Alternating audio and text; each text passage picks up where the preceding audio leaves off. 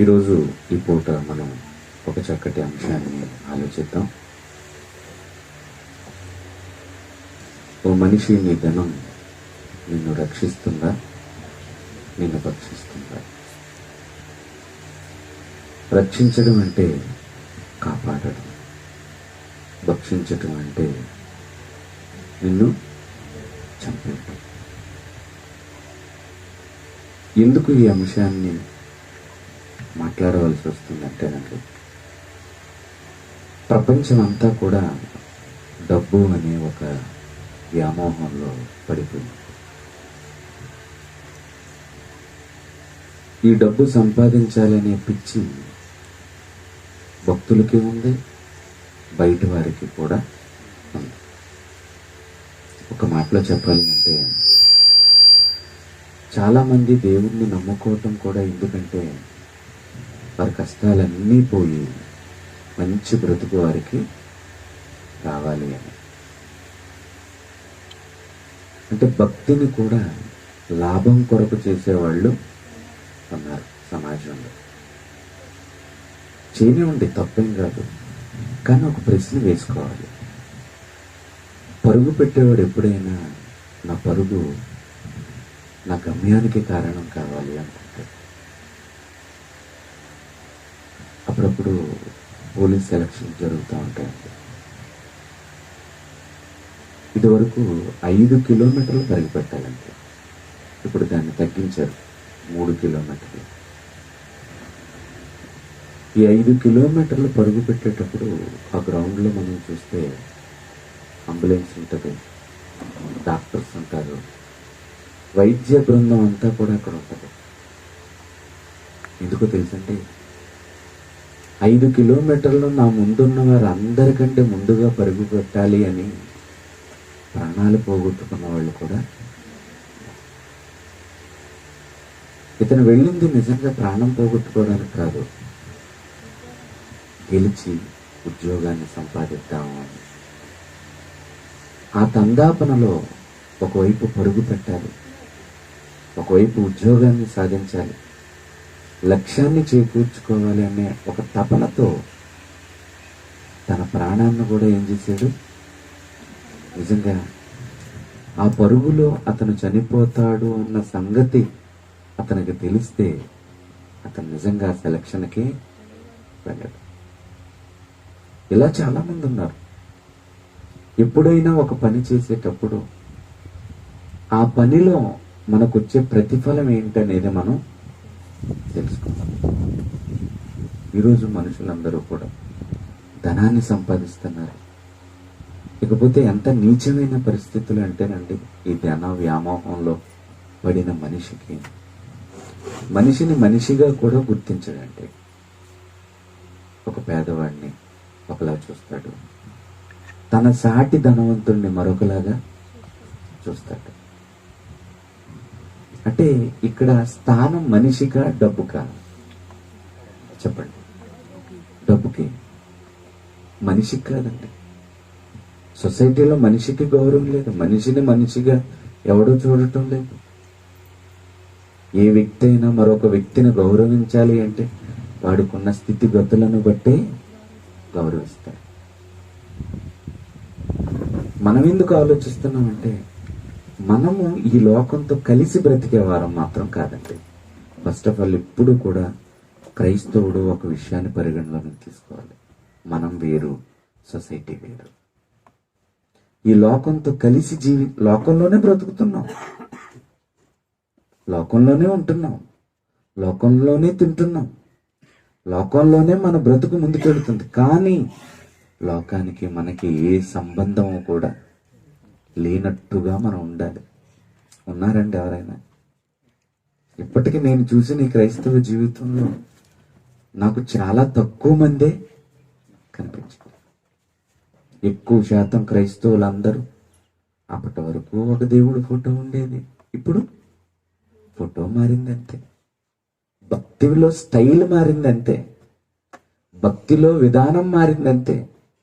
ఒకప్పుడు పెళ్లి చేయాలంటే పూజారి దగ్గరికి వెళ్ళేవాళ్ళం, ఇప్పుడు పెళ్లి చేయాలంటే పాస్టర్ దగ్గరికి వస్తాం. అప్పుడు అక్కడుండే వాళ్ళం గనక దానికి సంబంధించిన గ్రంథాలు చదువుకునేవాళ్ళం. ఇప్పుడు క్రైస్తవులం అయ్యాం గనక బైబిల్ చదువుతాం. అప్పుడు ఆ దేవుడికి ప్రార్థన చేసేవాళ్ళం, ఇప్పుడు ఈ దేవుడికి ప్రార్థన చేస్తాం. మొత్తం ఫార్మాలిటీస్ అంతా ఒకటేనా కాదా? ఏమైనా మార్పు ఉందా? ఏం మార్పు లేదు, అంతా ఒకటే. కానీ ఆ ప్లేస్లో ఒక్కడే మారాడు. ఎవరు? దేవుడు. మారినట్టుగా మాట్లాడుకుంటుంది సమాజం. మారేమో మారిపోయాము అనుకున్న వాళ్ళందరికీ యేసన్న మాట ఒకటి గుర్తు రావాలి. తన శిష్యులతో అన్నాడు. ఎవరితోటి? శిష్యులతోటి. మీతోటి నాతోటి కాదు. శిష్యులందరూ ఒకరోజు వచ్చారు ఏకాంతంగా.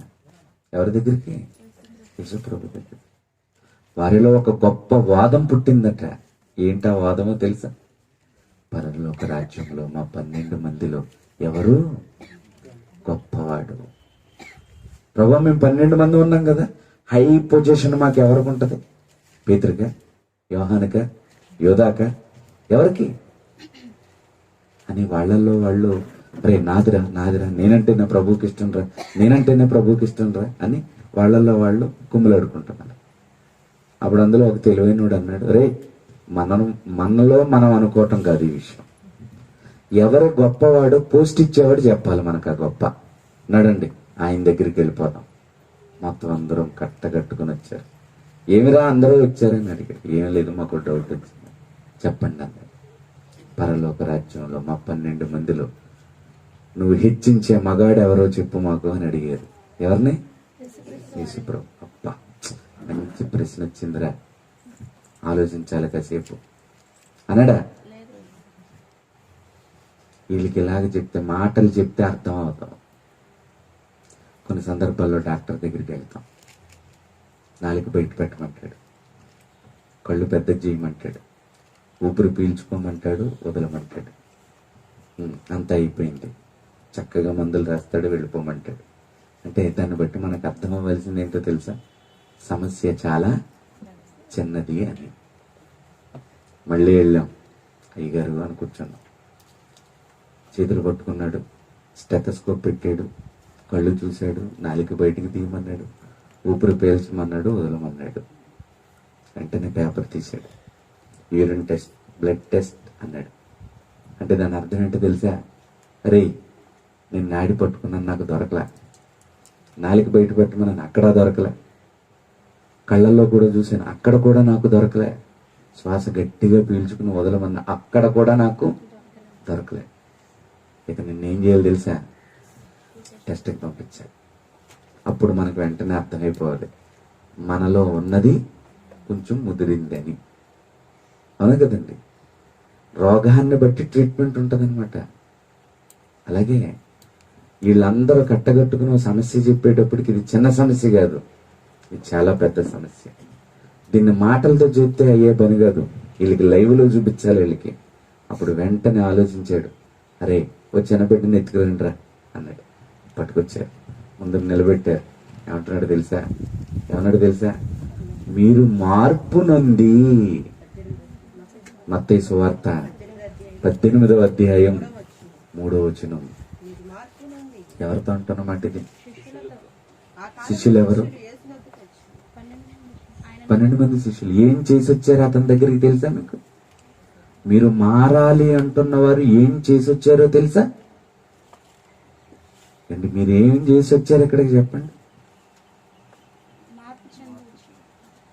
అని అనుకుంటున్నారు మీరు. మార్పు చెందామని మీరు అనుకుంటున్నారు. ఇప్పుడు వీళ్ళ గురించి చెప్తాను. అప్పుడు ఏమండి, ప్రతి దానికి బైబిల్ సమాధానం చెప్తుందంటే. కానీ ఈరోజు ఎవడికి వాడు పేర్లు పెట్టించుకుంటాడు. చర్చిలో 1/2 గంట ప్రార్థన చేసేదనుకోండి, ఎవడన్నా ఎక్కువ ఆడికో పేరెట్టిస్తారు. ఏం పేరు? ప్రార్థనాపరుడు. అందరికంటే 10,000 ఎక్కువ ఇచ్చాడు అనుకోండి, ఏమంటాడు తెలుసండి? మంచి త్యాగం కలిగిన వాడండి. అవునా కదండి? ఊరికినే వచ్చేస్తాయండి పేర్లు మనకి. ఏమండి, ఈ పేర్లు అన్ని పరలోకంలో ఉన్నాయో చూసుకోవాలి మనం.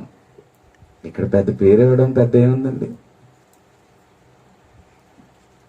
ప్రార్థనాపరుడు అనగానే వెంటనే ఒకడు గుర్తు రావాలి నీకు. అంటే నన్ను ఎవడన్నా సచిన్ టెండూల్కర్తో పోలుతాడా? ఏంటి పాల్చాలి అంటే ఎవరైనా పరుగు పెట్టారనుకోండి, పీటీ ఉషాని వేస్తారు ఇటు గమ్ముని. అనలేం. హోదా, అర్హత, అవునా కదా? మరి ఈరోజు విశ్వాసులకు బలి వచ్చేస్తాయండి పేర్లు సంఘంలో. మా ప్రాంతంలో ఒకడు ఉన్నాడండి, అంటే పౌలు గారు అన్నారండి. ఏమనిచ్చారు? పౌలంట. ఈ తరం పౌలట. రే ఎందుకు రాడికి ఆ పేరు పెట్టి నాశనం అయిపోతాడు రాడు అన్నాను. అంతే కదండి, కొమ్ములు వచ్చేస్తాయండి. అంతేనండి. అంటే మనం చేస్తున్న చిన్ని చిన్ని పనులకి పేర్లు పెట్టేసుకుంటాం మనం. ఇప్పుడు మనం మారిపోయాం అనుకుంటున్నాం. మనం మారిపోయాం అనుకున్న మనం ఏం చేసాం? ఏం చేయలేదు. చెవులు తీసుంటాం, బొట్టు తీసుంటాం, అంతేనా? చాలా చిన్న చిన్ని కాస్ట్లీ బట్టలు మానేసి సామాన్యమైన లోపల ఒకటి ఉంది, అది అలాగే ఉంటది గుర్రు పెట్టుకుని. అవునా కదా? అప్పుడు ఆయన అంటున్నాడు, మీరు మార్పు నొంది అంటున్నాడండి. ఇంతకీ మార్పు పొందాలి అంటున్న వారు మారలేదా? మారేమనుకుంటున్నాం మనం. మన సంగతి పక్కన పెట్టి వాళ్ళని ఒకసారి తెర మీదకి తీసుకొచ్చామనుకోండి, సమస్తమును విడిచిపెట్టి మేము నిన్ను ఎలా? ఈరోజు మనమే వెంబడిస్తున్నాం. ఇదిగో మీటింగ్ అయిపోయిన తర్వాత నేను ఇంటికి వెళ్ళిపోవాలి. ఏం విడిచిపెట్టా? మీరు 2-3 రోజులు విడిచిపెట్టుంటారు, మళ్ళీ వెళ్ళిపోవాలి. మీరు ఏం విడిచిపెట్టారు?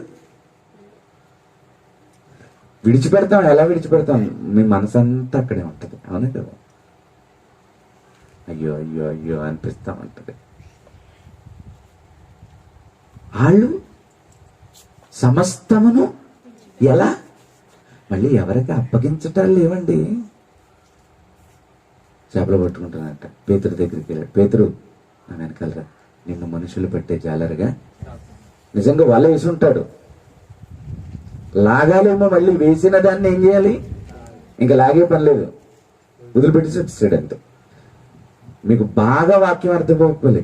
లాగి వాళ్ళ ఇంటి గడిపెట్టి, భార్య దగ్గరికి వెళ్ళి, అమ్మ దగ్గరికి వెళ్ళి, నన్ను యేసు ప్రభు పిలిచాడు, మనుషులు పెట్టే జాలరు చేస్తానన్నాడు, బాయ్ నేను వెళుతున్నాను అని చెప్పేంత టైము మీరు ఎలా చెప్పగలుగుతున్నారండి? అంటే ఒక యవనస్తుడు వెళ్తున్నాడు అలా. అరే నువ్వు వచ్చి నన్ను, వాడేం చెప్పాడు? మా నాన్న చచ్చిపోయాడు, ఆయన పాతి పెట్టి వస్తానన్నాడు, నాకు అక్కర్లేదు అన్నాడు. అంటే పేతురు గాని, యోహాను గాని, ఆంద్రేయ గాని, పిలుపు గాని, వీళ్ళందరూ కూడా ఎలా వచ్చారో తెలుసా? రా అనగానే ఏం చేశారు? సమస్తాన్ని ఆ క్షణం. మరి మనమే విడిచిపెట్టాం. అన్ని విడిచిపెట్టిన వారిని ఆయన అంటున్న మాట ఏంటో తెలుసా? మీరు మారాలి. మనం ఏం విడిచిపెట్టాం చెప్పండి?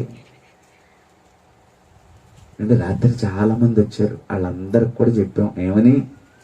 పగల క్లాస్ ఉందని. రాలేదేమి? దీనికంటే ముఖ్యమైన పని ఉంది వాళ్ళకి. ఎలాగా రాత్రికి ఉంటది కదా సభ, పొద్దుట కూడా వెళ్ళాలా? ఏ పొద్దుడు తిన్నావు, రాత్రి తింటావా తినవా? పొద్దుడు తిని రాత్రి దాకా ఊరుకునేవాడు ఎవడున్నాడండి బాబు? ఈ మధ్యలో ఎన్నేస్తారు. నేనే అప్పుడే చాలా వేసాను లోపల. ఏంటి ఓ ఆడిస్తూనే ఉంటది మిషన్ రాత్రి పడుకునే వరకు కూడా. ఉదయాన్ని తింటే రాత్రికి తింటాం, రాత్రికి తింటే మధ్యాహ్నం తింటాం. ఏమండి వాక్యం మాత్రం మళ్ళీ రాత్రికి వస్తాడు. ఈలోపు వాళ్ళ పనులు.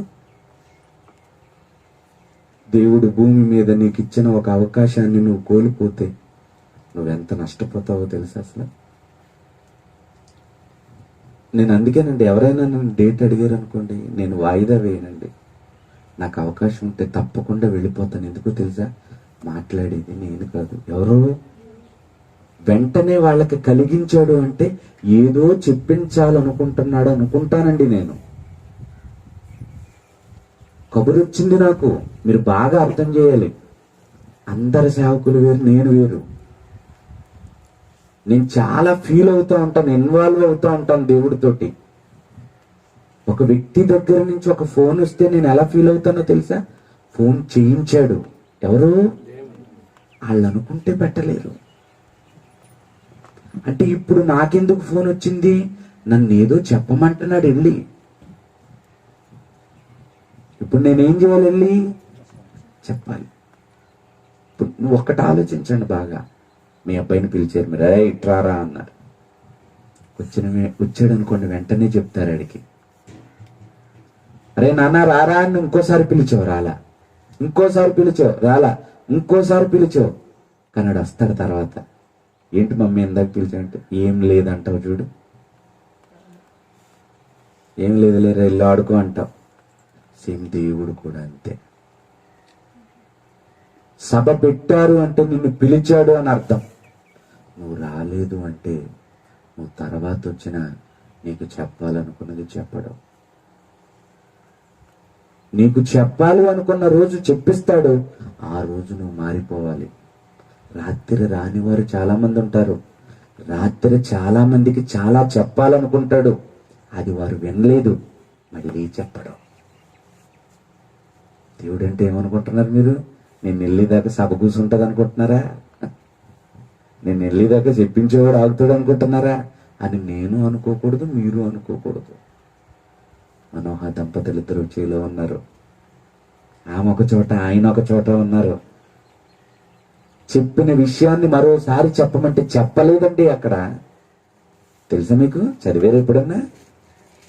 మనోహ భార్య దగ్గరికి దేవదూత వెళ్తుంది. వెళ్ళి, అమ్మా నువ్వు ఇక గుడ్రాలు కాదు, నీ గర్భం పండుతుంది, నీ గర్భాన్ని ఒక కొడుకు పుడుతున్నాడు, ఆడు పుట్టేంత వరకు నువ్వు మద్యమేమి ముట్టకూడదు. చూస్తారా ఒకసారి? న్యాయాధిపతి చాలా ఏమండి, బైబిల్ పరిశోధన అంటే ఏమనుకుంటున్నారు? రోజుకో అధ్యాయం చదివి తల కిందట్టుకు పడుకుంటాం అనుకుంటున్నారా?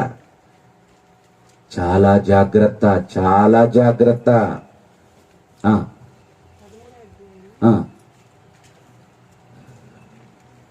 న్యాయాధిపతుల గ్రంథం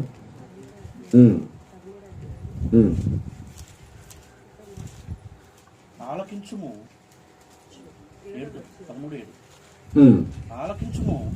నీవు గర్భవతివై కుమారుని కందువు. నీవు గర్భవతివై కుమారుని కందువు. కాబట్టి నీవు ద్రాక్షారసము. ఏమండి 8వ వచనం దగ్గరికి వెళ్ళిపోదామండి.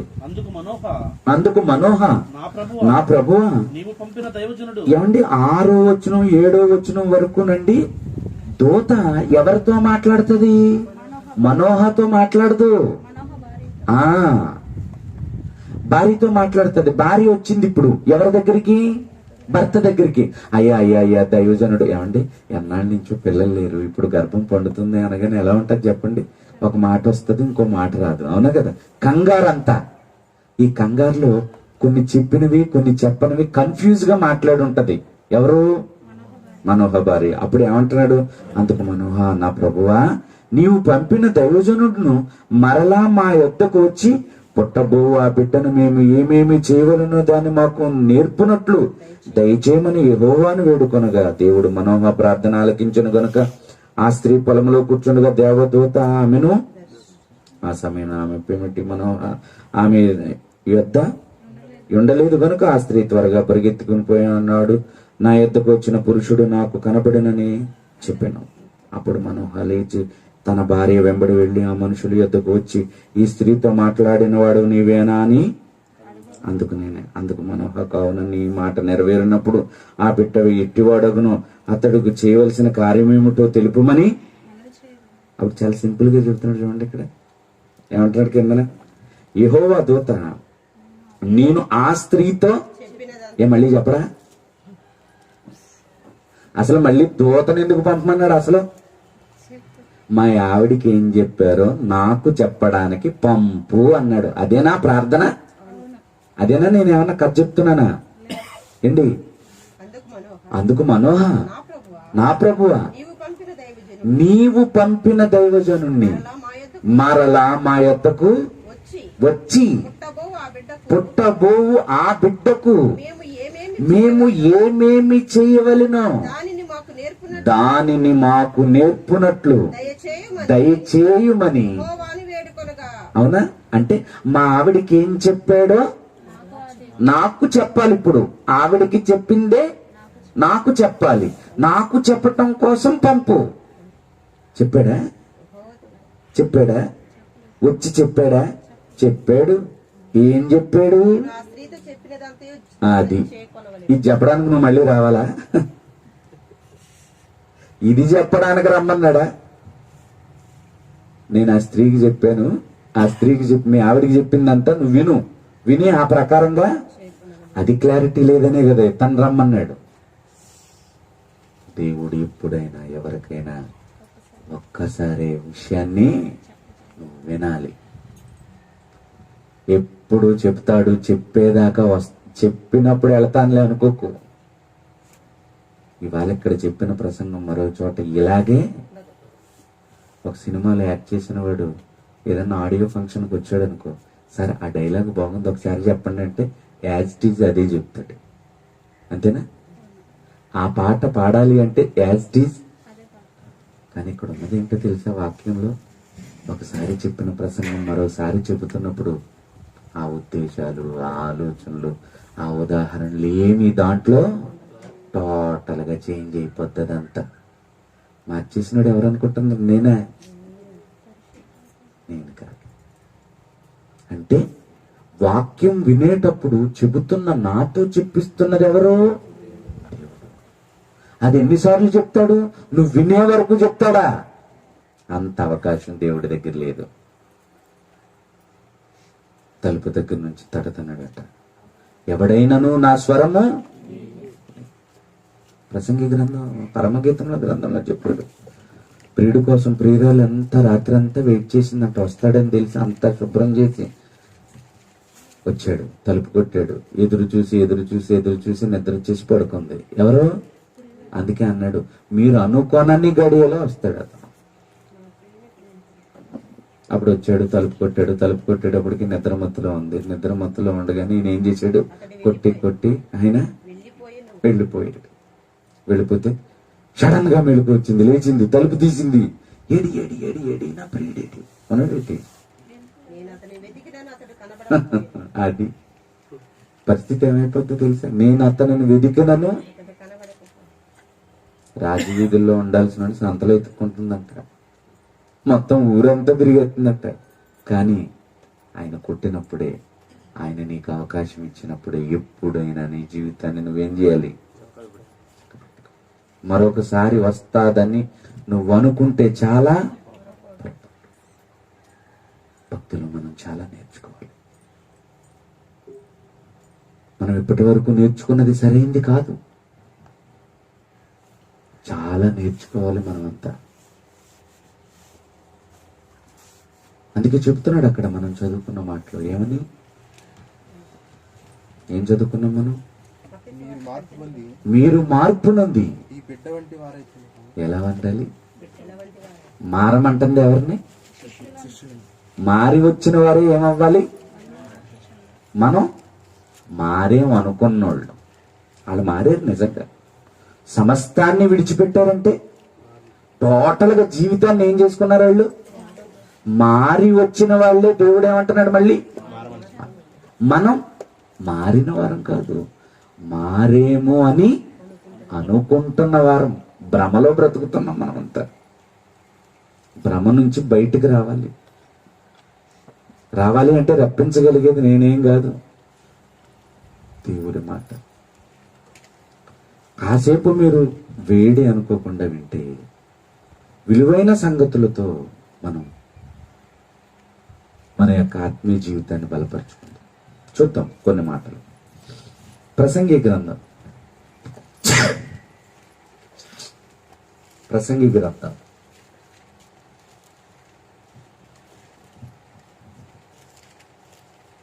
క్షమించండి, సామెతల గ్రంథం 23వ అధ్యాయం 4-5 వచనాలు చదువుకున్నాం. సామెతల గ్రంథం 23వ అధ్యాయము 4-5 వచనాలు చదువుకున్నాం. ఐశ్వర్యము పొంద ప్రయాస పడకుము, నీకు అట్టి అభిప్రాయము కలిగినను దానిని విడిచిపెట్టుము. ఐశ్వర్యం అంటే ఏంటి? ధనం. ధనాన్ని ఏం చేయకూడదు? పొందడానికి ప్రయాసపడకూడదు. అంటే కేవలం డబ్బు కోసమే ప్రయాస పడిపోకూడదు, అలిసిపోకూడదు. ఏమంటే ప్రతీదీ చెప్తాడండి దేవుడు బైబిల్లో. దేవుడు చెప్పనిదంటూ ఏమీ కూడా లేదు.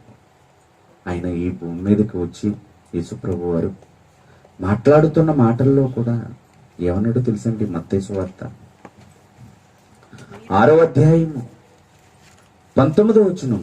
మత్తయి సువార్త 6వ అధ్యాయము 19వ వచనం. భూమి మీద మీ కొరకు ధనమును కూర్చుకొనవద్దు. మీ కొరకు ధనమును ఏం చేయకండి? కూర్చుకొనవద్దు. అసలు ధనానికి దేవునికి అసలు సంబంధం లేదు. డబ్బుకి దేవుడికి అసలు పోల్చడానికి అసలు కుదరదు అసలు. కానీ చాలా మంది భక్తులు ఏం చేస్తారు అండి, మా ఊడు పెద్దోడు ఆస్ట్రేలియాలో ఉన్నాడండి, దేవుడి దయవల్లండి. ఇక్కడ ఒక ఇల్లు కొన్నానండి, అక్కడ ఒక ఇల్లు కొన్నానండి. ఎవరి దయవల్లండి? దేవుడి దయవల్లండి. దేవుడి దయవల్ల ఇల్లు కొంటున్నావా? మరి వాళ్ళు కొంటున్నారు, ఎవరి దయవల్ల ఏంటి? అంటే నువ్వు ఒప్పుకోకుండానే ఒప్పుకుంటున్నావు, దేవుడి మాటను తొంగలో దొక్కేస్తున్నావు నువ్వు. ఇక్కడ పైన ఆకాశం అందే గాని, కింద భూమి అందే గాని, భూమి కింద నేల ఎందే గాని నేను తప్ప వేరే దేవుడు లేడు. ఇప్పుడు దేవుడిని నమ్ముకుని పొలం కొన్నానంటావు, దేవుడిని నమ్ముకుని ఉద్యోగం వచ్చిందంటావు, దేవుడిని నమ్ముకుని పెళ్లి చేశానంటావు, దేవుడిని నమ్ముకుని ఏవేవో చెప్తావు. మరి వాళ్ళ కూడా చెప్తున్నారు కదా, అక్కడ లెక్క పెట్టలేక డబ్బులను లెక్క పెట్టడానికి మిషన్లు ఉన్నాయట. ఎక్కడ? మన చర్చిలో అన్న మిషన్లు ఉన్నాయట డబ్బులు లెక్క పెట్టడానికి. అక్కడ ఏమున్నాయి? డబ్బులు లెక్క పెట్టడానికి. ఒక అజ్ఞాత భక్తుడు మనోడో ఫ్యాన్ ఎత్తాడు, 3 రెక్కల మీద, ఆ దిమ్మ మీద కూడా ఆడి పేర్లే ఉంటాయి. పెయింట్ ఓపిక చేసుకుని రాయాలి కానీ ఆ కప్స్ ఉంటాయి చూసారా, ఆ పై కప్పు కింద కప్పు మీద కూడా రాయిస్తాడు.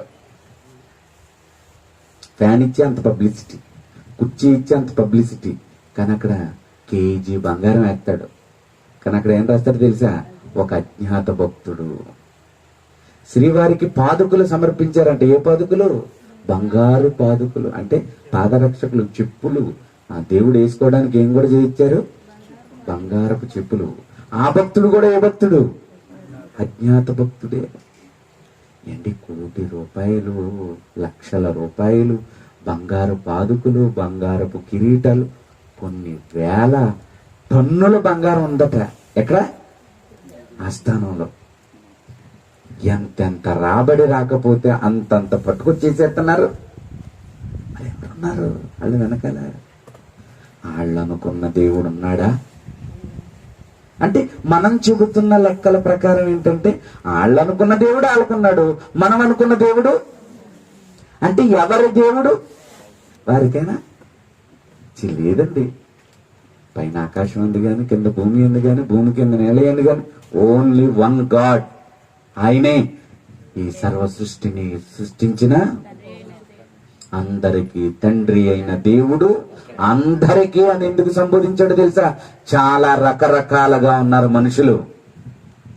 ఈ రకరకాల మనుషులందరూ వారికి చెందిన దేవుళ్ళని ఏం చేశారు? రూపించుకున్నారు. కానీ ఫైనల్ గా దేవాతి దేవుడు అనేవాడు ఒక స్టేట్మెంట్ ఇస్తున్నాడు. ఏమన్నా తెలుసా? అందరికీ తండ్రి అయిన దేవుడు ఒక్కడే. మరి ఆ ఒక్కడు అందరినీ సమానంగా చూస్తాడా? చూడడా? డబ్బు దేవుడికి సంబంధించింది అనకండి ప్లీజ్ అండి. డబ్బు సంపాదిస్తూ దేవుడిచ్చాడు అని అంటే మాత్రం నేను ఒప్పుకోనండి. ఒక బిన్ లాడెన్ ఉండేవాడండి, ఆడు బాత్రూమ్ ఖరీదంతా తెలుసండి? 200 కోట్లటండి. దేని ఖరీదు? క్రమంగా దేవుణ్ణి నమ్ముకుని న్యాయబద్ధంగా సంపాదించడం అనుకుంటున్నారా? అనేక దేశాలను కొల్లగొట్టి ప్రాణాలు తీసి ఏం చేసాడు? 200 కోట్లెట్టు బాత్రూమ్ కొట్టుకున్నాడటండి. స్నానం చేసే గది ఖరీదంతా 200 కోట్ల. మరి బెడ్రూమ్ ఎంత ఉంటది? డేరా బాబా ఉన్నాడు కదా, డేరా బాబా రూములు బద్దలు కొట్టి లోపలికి వెళితే డైనింగ్ టేబుల్, వాడి మంచం, వాడికి ఉన్నవన్నీ కూడా బంగారం అంట. ఏమండి ఇలా ఇస్తాడా దేవుడు? దేవుడికి ముడి పెట్టేస్తున్నారండి. దేన్ని పట్టుకొచ్చి? ధనాన్ని. దేవుడు ఏమంటున్నాడండి? ఐశ్వర్యము పొంద ప్రయాసపడకు. ధనాన్ని సృష్టించింది దేవుడు కాదు. అందుకే చెప్పాడు, ఎవడును ఇద్దరు యజమానులకి దాసులుగా ఉండనేరడు. ఇద్దరు యజమానులు ఎవరో తెలుసా? ఇద్దరు పరిపాలకులు ఉన్నారు ఈ భూమి మీద. ఒకడు నిజమైన పరిపాలకుడు, ఒకడు దొంగ పరిపాలకుడు. నిన్ను మాయ చేస్తున్నది ఒకటి, నిన్ను మంచిని నడిపించాలనుకుంటున్నది ఒకటి. నీకు మంచి చెప్పాలనుకుంటుంది ఎవరు? దేవుడు. దేవుడి దగ్గర ఏమీ లేదు మాయ చేయడానికి, కానీ ఆ రంగు నోటు నీకు చూపించలేకపోతుంది. ఎవరు? దెయ్యం. అందుకే అన్నాడు, ఎవరునూ ఇద్దరు యజమానులకు ఒకడు. మత్తయి సువార్త 6వ అధ్యాయం 24వ వచనం. ఎవడును ఇద్దరు యజమానులకు దాసులుగా ఉండనేరదు. అతడు ఒకడు ద్వేషించి ఒకడు ద్వేషించును, లేదా ఒకని పక్షముగా నుండి ఒకనిని తృణీకరించును. మీరు దేవునికి సిరికిని దాసులుగా ఉండనేరరు. ఖచ్చితంగా దేవుడు చెప్పాడు. కానీ ఒకడు అంటాడు, నాది ఆసియా ఖండంలోనే అతి పెద్ద సంఘం అంటాడు. ఎలా వచ్చింది? పౌలు గారు ఎంత పెద్ద, ఏమండి ఈరోజు పౌలు గారు ఎన్ని ప్రాంతాలకు వెళ్ళి ఎన్ని సంఘాలు కట్టారండి. మరి ఎక్కడైనా ఒక పెద్ద సంఘం కట్టిపోయాయినా కట్టలేదు. సేవ చేయటం కొరకు ఏం కుట్టుకున్నాడంట? అసలు ఆయన వృత్తి డేరాలు కుట్టుకోవాల్సిన అవసరం లేదండి. గుర్రం మీద తిరిగేవాడు ఆయన. గుర్రం అంటే ఏంటో తెలుసా? ఈ రోజు బెంజ్ కార్ ఎంతో ఆ రోజు గుర్రం అంతా. ఎప్పుడైతే పట్టుకున్నాడో దేవుడు, పట్టుకోగానే కింద నుంచి వెళ్ళిపోయింది. ఏదది? వన్స్ పడిపోయిన తర్వాత గుర్రం వెళ్ళిపోయిందండి. గుర్రం వెళ్ళిపోయిన తర్వాత మళ్ళీ ఆయన ఏమెక్కలేదు, గుర్రం ఎక్కలేదండి. గుర్రం లేదు ఇక. నాతో నా అవసరతల నిమిత్తం, నాతో ఉన్న వారి అవసరతల నిమిత్తం నేను ఏం కుట్టుకుంటున్నాను? ఎప్పుడు కుడతాడు? మళ్ళీ రాత్రిపూట. పగలంతా చూడు. ఎక్కడ కానుకలు ఇవ్వట్లేదు ఆయనకి? ఇస్తున్నారు. ఇచ్చినా ఏం చేస్తున్నారు? వారితో ఉన్న వారికి పంచిపెట్టడమే, పంచిపెట్టడమే, పంచిపెట్టడమే, పంచిపెట్టడం. ఎందుకు వాళ్ళు అలా చేశారో తెలుసా? అపోస్తులు కూడా ఏం చేశారో తెలుసా? ఆది సంఘము కూడా ఏం చేసిందో తెలుసా? అక్కరగా ఉన్న వారి కొరకు తమ చర స్థిర ఆస్తులను అమ్మి ఏం చేశారట? వారి వారి అక్కరల నిమిత్తం తమకున్న ధనాన్ని ఏం చేశారు? పంచి పెట్టేశారండి. ఈరోజు ఎవరు పంచి పెడతారండి? కోట్ల రూపాయలు ప్రభుత్వానికి దొరికిపోతాదేమో అని కట్టలు కట్టలు కాల్చేసిన వాళ్ళు కూడా ఉన్నారండి. కానీ ఎవరికి ఒక్క రూపాయి మాత్రం పెట్టరు. ఎందుకు? పనికిరాని ధనం. కోట్ల రూపాయలు శిశు బ్యాంకులు ఎడుతున్నాయండి. ప్రజల ధనం, పేదల కష్టం. తాగడానికి నీళ్లు లేని ప్రాంతాలు ఉన్నాయి, ఉండడానికి ఇల్లు లేని వారు ఉన్నారు, తినడానికి తిండి లేని వారు ఉన్నారు. ఈ భారతదేశంలో ఉన్నవాడు మాత్రం ఒక అనిల్ అంబానీ ఇల్లు కట్టాడండి. కొన్ని అంతస్తుల భవనాన్ని కట్టాడండి. అందులో 350 మంది పని చేస్తారటండి. ఇంతకీ అందులో ఉండేది ఎంతమంది తెలుసా? 5 కోసం. ఎంతమంది పనోళ్ళు? 350 మంది పనోళ్ళు. 7,70,000 రూపాయలు కరెంటు బిల్లు నెలకు. ఏంటి విలాసవంతమైన జీవితం? ఇది మంచిదేనా? ఎందుకు ధనవంతులు ధనం గురించి దేవుడు మాట్లాడుతున్నాడో తెలుసా? ఏమన్నాడండి ఇందాక చదువుకున్న మాటలో? భూమి మీద మీ కొరకును ధనమును సమకూర్చుకొనవద్దు. అక్కడ చిమ్మిటయు తుప్పును తినివేయును. నిజమండి. ధనం వల్ల ప్రయోజనం ఏమీ లేదు ప్రియమైన దేవుని పిల్లలారా. ధనం మనిషిని సంరక్షించలేదు. ధనం మనిషిని కాపాడలేదు. ధనవంతుడు ఎవడు నేను సుఖంగా ఉన్నానని చెప్పిన వాడిది ఒక్క స్టేట్మెంట్ నాకు చూపించండి. లోకంలో కూడా నేను సుఖంగా ఉన్నానండి, నేను సంపాదించిన దాంతో తృప్తిగా ఉన్నానని చెప్పండి. లేదండి. ధనాన్ని సంపాదించొద్దు అంటే మీరు అందరూ బాధపడతారన్న సంగతి నాకు తెలుసు. కనుక మీకు ఒక ఆయన్ని చూపిస్తాను నేను ఇప్పుడు.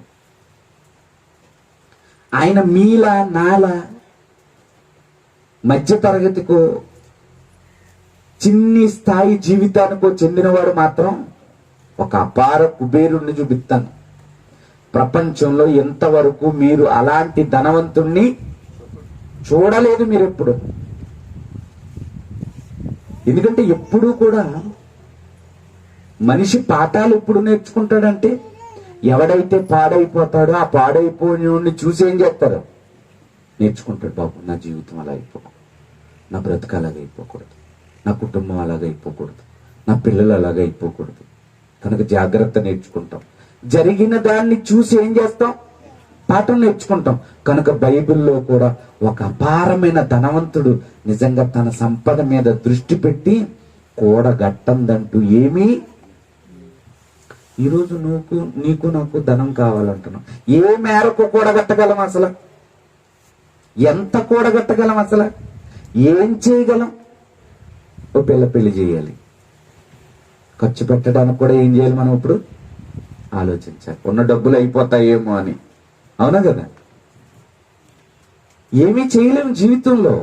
కానీ మనకే దాని మీద చాలా ప్రేమ. బ్రతికినంత కాలం దాన్ని సంపాదించాలి అని.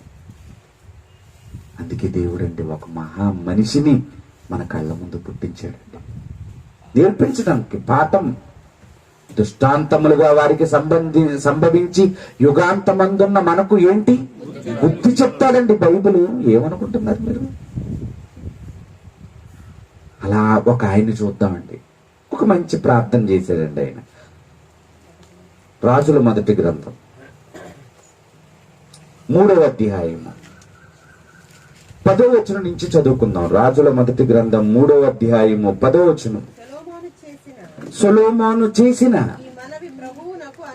ఈ మనవి ప్రభువునకు అనుకూలమాయను గనుక దేవుడు అతనికి ఎలాగు సెలవిచ్చెను, దీర్ఘాయువునైనను ఐశ్వర్యమునైనను శత్రువుల ప్రాణమైనను అడుగక న్యాయమును గ్రహించుటకు. ఒకటే చిన్న ప్రార్థన చేశాడండి. ఇదంతా మనం చదువుకోలేం గాని తన ప్రార్థనలో ఉన్నది ఏంటంటే, దావీదు గారు వాళ్ళ తండ్రి గారు, సొలొమోను గారు తండ్రి గారు ఎవరు? దావీదు గారు. దావీదు పరిపాలన అటండి సూపర్ అటండి. దావీదు కాలములో అసలు రాజ్యములో ఎవ్వరికి ఎలాంటి ఇబ్బంది లేదటండి. అంత మంచి పరిపాలన చేసేటట్టండి దావీదు గారు. ఆ పరిపాలన అంతా తన కొడుక్కి తెలుసు. ఎప్పుడైతే తన తండ్రి తరువాత ఆ సింహాసనపు బాధ్యతలు వచ్చాయో వెంటనే మోకరించి ఒక ప్రార్థన చేస్తున్నాడు. ఏమనంటే, అయ్యా మా నాన్నగారు ఎంత బాగా పరిపాలించారో నాకు తెలుసు. అంత చాకచక్యంగా పిల్లలకి ఏ లోటు రాకుండా చూసుకోవాలి అంటే నా జ్ఞానం నాకు సరిపోదయ్యా. నా తండ్రి గారిలాగా నేను ఈ సామ్రాజ్యాన్ని పరిపాలించాలంటే మీరే నాకు ఆ జ్ఞానం ఇవ్వాలయ్యా అని చేసిన ప్రార్థనకి, అయ్యో ఎవడైనా డబ్బు ఇమ్మంటాడు, ఆస్తి ఇమ్మంటాడు, ఎదుటివాడి ప్రాణాలను అడుగుతాడు, వీడేటి జ్ఞానం అడుగుతున్నాడని ముగ్ధుడైపోయిన తండ్రి ఏం చేశాడో తెలుసండి నాయన. 13వ వచనం. మరియు నీ ఐశ్వర్యమును ఘనతను ఇమ్మని అడగకపోయినా నేను వాటిని కూడా నీకేం చేస్తున్నాను, ఇచ్చుచున్నాను. అందువలన నీ దినములన్నిట రాజులలో నీ వంటి వాడు. అసలు అంత సంపన్నుడైన రాజు అసలు ఆయన కాలంలో కాదు కదా, ఇప్పుడు కూడా ఉండడండి. మీకు చెప్తాను నేను. ఇప్పుడు కూడా ఈ కాలంలో కూడా సొలొమోనంత సంపన్నుడిని మనం ఎవరిని చూడలేదు. అంత రిచ్. ఎందుకు చెప్తున్నానంటే, ఉదాహరణకు వారి కట్టించిన దేవాలయమే అందుకు నిదర్శనం. ఎవరిని రూపాయి కాను కొడుక్కోలేరు వాళ్ళు. దేవాలయానికి ఏమేం కావాలో తండ్రి గారు పోగు చేశారు. వాటన్నిటిని ఉపయోగించి కొడుకు ఏం చేస్తున్నాడు దేవుడికి? దేవాలయం కడితేనండి. ఆ దేవాలయం గురించి మనం బైబిల్లో చదువుకుంటే చరిత్రలో కూడా ఏమని ఎక్కిందో తెలుసా? యెరూషలేము దేవాలయం బంగారు, దాన్ని కొల్లగొట్టినప్పుడు, దాన్ని దోచుకుంటున్నప్పుడు కూడా దాన్ని కాల్చేసి బంగారాన్ని అంతటిని ఏం చేశారు రాజులు? అంటే రాజులు ఎత్తుకుపోయేంత. ఏమండి, సహజంగా మనం వెళుతున్నామండి, రూపాయి బిళ్ళ కనపడిందండి, మనం తీసుకుంటామా? మనకు ఒక రేంజ్ ఉంది కదా, ప్రతిదానికి ఒక కృతిపరంగా. ఏంటి, ఓ రూపాయి బిళ్ళ ఉంది, గుమ్మన తీసుకుంటామా? చూస్తాం, డిగ్నిటీగా ఉండాలి కదా. రూపాయి బిళ్ళ కోసం వంగడం ఏంటి? తప్పది. వెళ్ళిపోతాం. ఓ 2000కి అయితే గుర్తుంది, ఏం చేస్తా చెప్పు? గమ్ముని తీసుకుంటా. అవునా కదండి? అంటే స్థాయిని బట్టి వ్యవహరిస్తూ ఉంటాం. రాజులు వచ్చి దేవాలయపు బంగారం పట్టుకెళ్ళిపోయారంటే రాజులు సేకరించే అంత బంగారం ఉందన్నమాట. ఎక్కడ? దేవాలయంలో, పాత్రలో. అదంతా చదువుకుంటే అసలు ఇది 3 రోజుల సభ టైటిల్. ఇది నన్ను చెప్పమని కూర్చున్నారు వీళ్ళు. ఏమంటే వాక్యం ఎప్పుడు కూడా నండి ఏదో 4 రెఫరెన్స్లు 20 రెఫరెన్స్లు చెప్పేస్తే అర్థమైపోదండి. విపులంగా అరటి పండు ఒలిచి నోట్లో పెట్టినట్టుగా ఉండాలి, అర్థమైపోవాలి అంతే. అమ్మయ్య అనుకుని అంత బాగా చెప్పాలని నా కోరిక. అందుకే సమయం ఎక్కువైనా సుదీర్ఘంగా చక్కటి వివరణతో వాక్యం వినాలి. బంగారం పట్టుకెళ్ళిపోయారటండి, అంతే. దాని అర్థం ఏంటో తెలుసా? నిజంగా మీరు అక్కడ చదువుకుంటే ఏ భాగమును విడవక లోపల బయట అంతా కూడా బంగారం అట్టండి. మనం ఇప్పుడు చంద్రబాబు నాయుడు దగ్గరికి వెళ్దాం. ఏమండి, కొత్తపాలెంలో మేము చర్చి కట్టుకుంటున్నాం అండి, మాకు డబ్బులు కావాలండి అని అడిగాం. అంత అవకాశం రాదు, ఒకవేళ వచ్చింది అనుకుందాం, వెళ్ళాము. ఏమంటాడు తెలుసా? ఎంత అవుతుంది అంటాడు. 1 కోటి రూపాయలు అవుతుందండి అంటాం. సరే, అరే అబ్బాయి 2 దఫాలుగా రాసిచ్చే వాళ్ళకి అన్నాడు.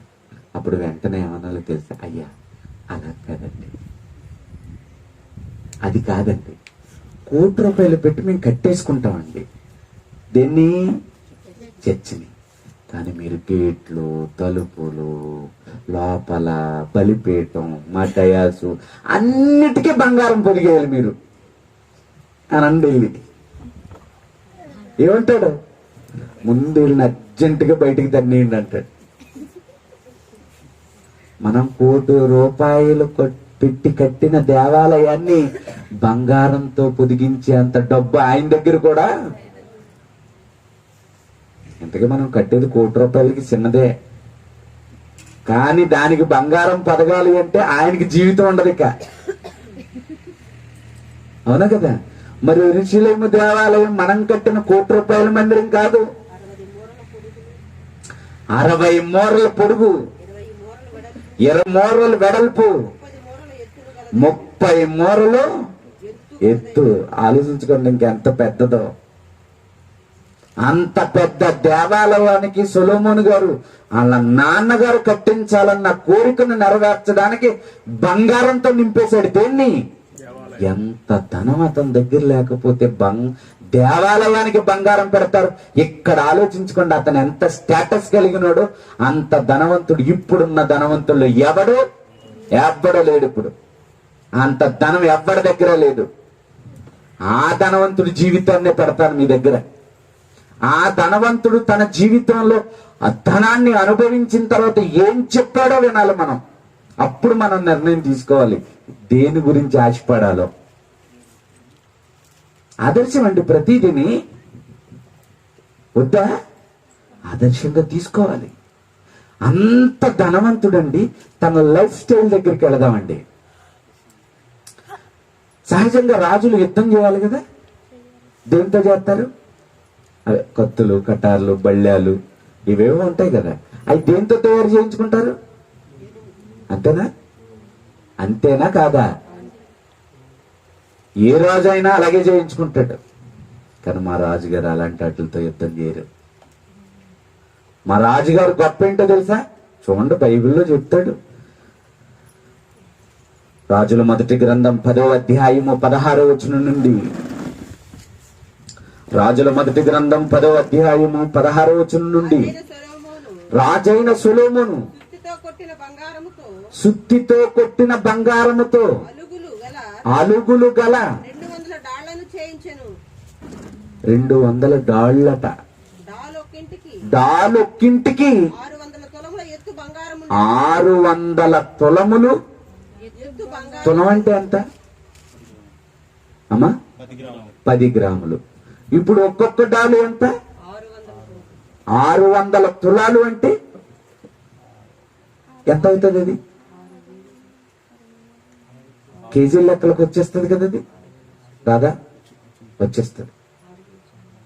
అది లెక్క పెట్టండి, ఏమన్నా అవుతుందా?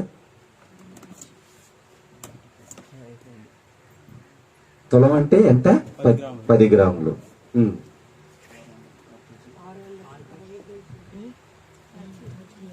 కేజీకి ఎన్ని గ్రాములు, ఎన్ని తులాలు?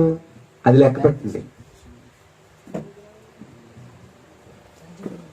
అండి. లెక్కల్లో నేనే వీక్ అంటే మీరు కూడా వీక్.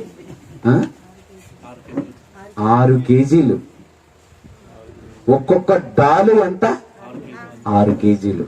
అలాంటివి ఎన్ని ఉన్నాయి? 200 డాళ్ళు ఉన్నాయటండి. ఎవరికి? దేనికి? యుద్ధం చేయడానికి. అంటే ఎదుటోడిని చంపేసే కూడా ఆయనకేంటి? బంగారాన్ని. ఏ రాజుకైనా ఉన్నాయేంటి? ఆయన ఉంటే తుపాకీలు కూడా బంగారాన్ని చేయించుకునేవాడేమో ఇప్పుడు ఉంటే. అవునండి. ఒక్కొక్కటి 6 కేజీలు. 6 కేజీలు బంగారం అంటే ఎంత బాబు? కేజీ బంగారం ఎంత? కిలో 3 లక్షలట.